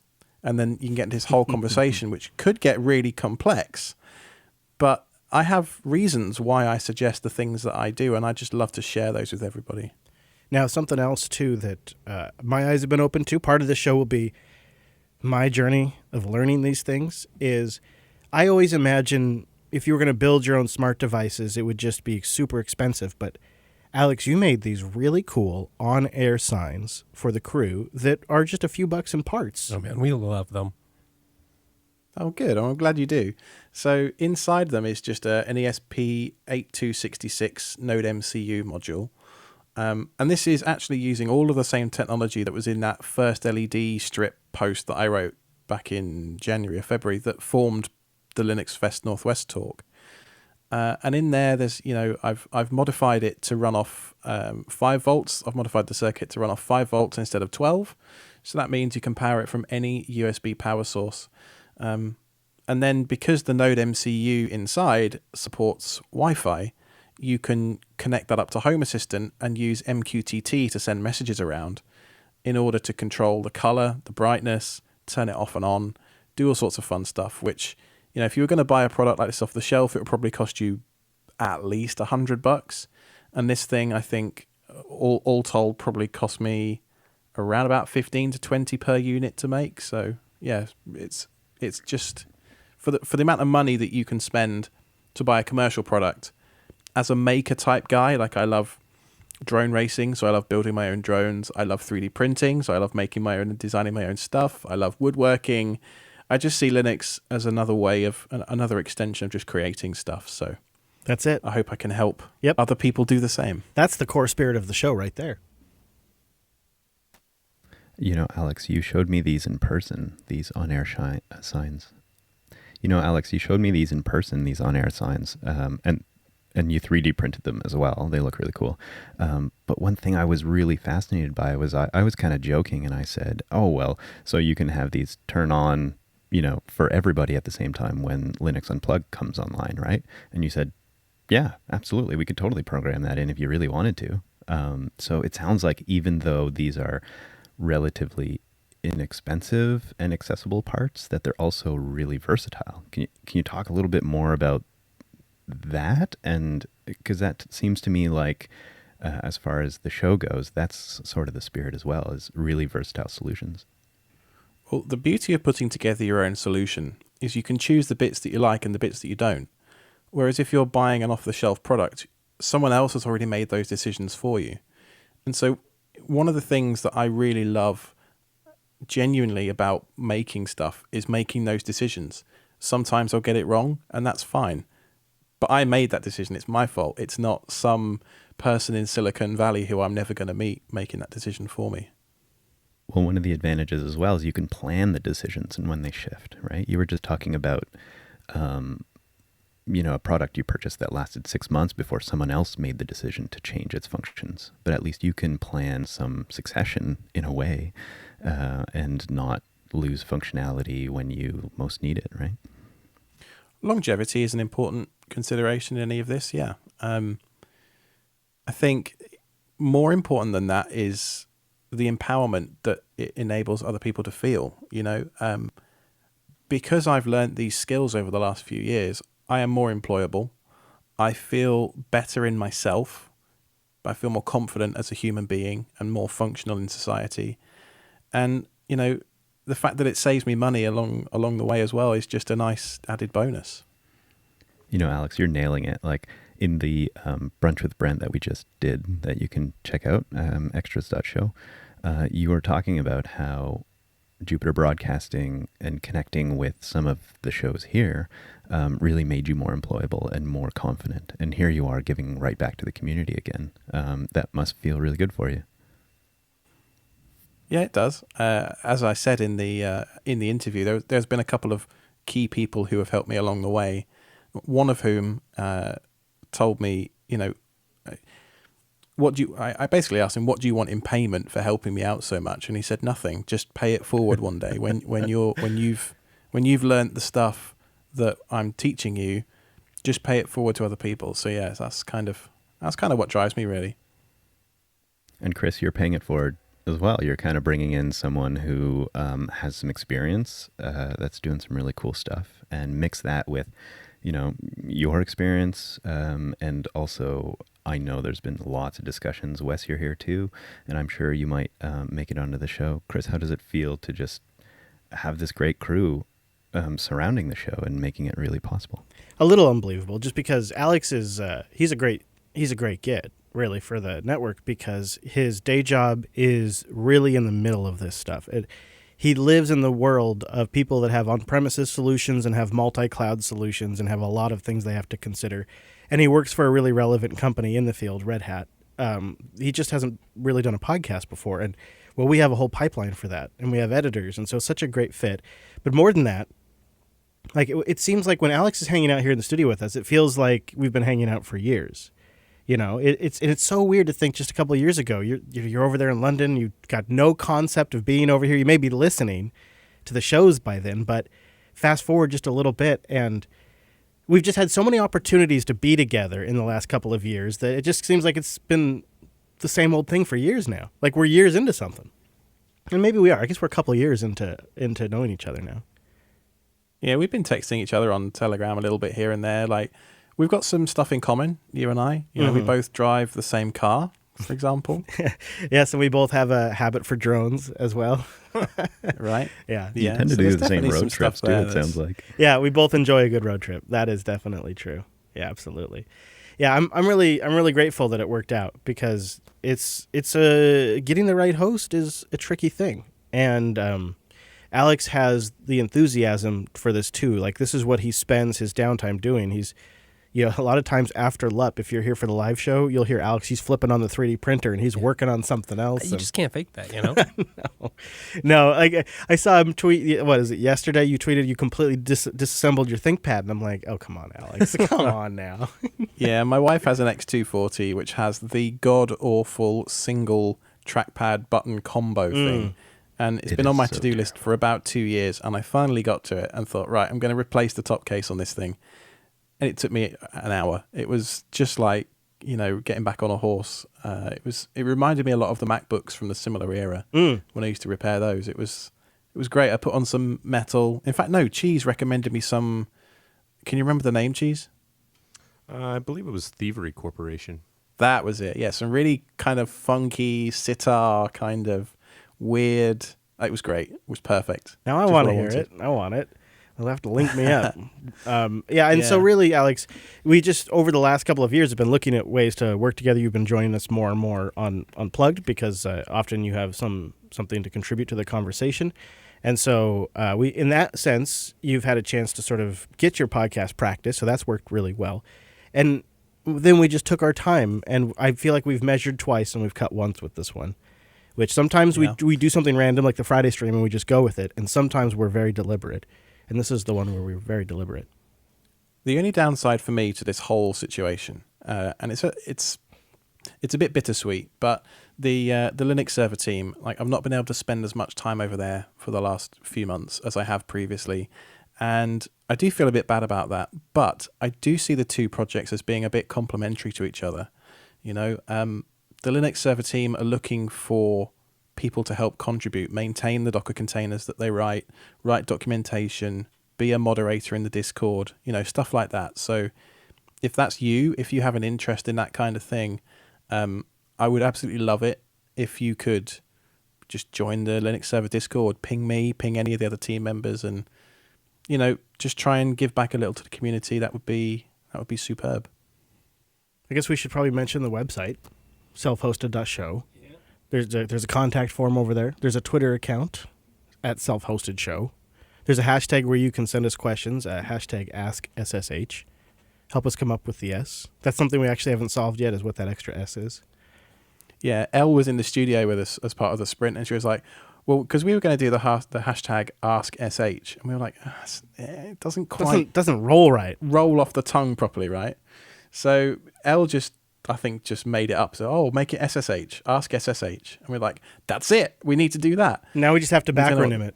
That's all. We just, you know, we know what the other S stands for. Wink, wink. Right. We just need the audience to tell us what it stands for. We've got to figure it out. See if they can guess it. Yes. Mm-hmm. The winner gets a free T-shirt. A T-shirt designed by you, right, Alex? Wasn't that the Yeah, point? with a Sharpie and a white pen. Can you 3D print the T-shirt for our audience member? That would be great. You can actually 3D print fabric. So I'm going to say no, but I don't think it's impossible.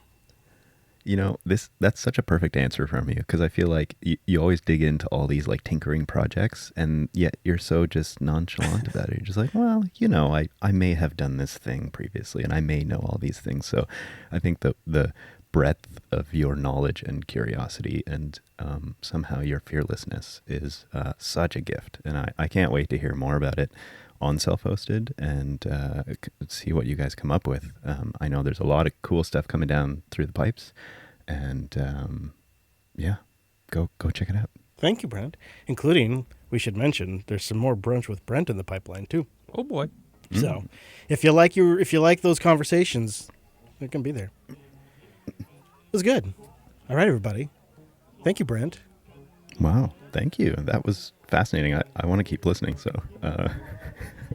we can keep going stay if you really tuned. want to. But Find out. Brent, next round's on you, buddy. Yeah, next round. Yeah, All this right. round was on us. I got the next Yeah, one. okay. So September 12th, Cider we for should Joe. mention, September 12th is the launch date. Self-hosted.show. How about And we that? picked that. I'm not an employee of Linux Academy, obviously, as Chris has said, but there were a few events that transpired last year that were really important for the network. Obviously, the first one was being, JB being acquired. You're going to get played out, Alex. It's the By birthday. Linux You just got to say Academy. it's the birthday. It's our birthday. Just say it's the birthday. Okay, it's the birthday. It's the birthday. It's our birthday, and everybody gets a new podcast. That's it. It's easy. Happy birthday, everyone.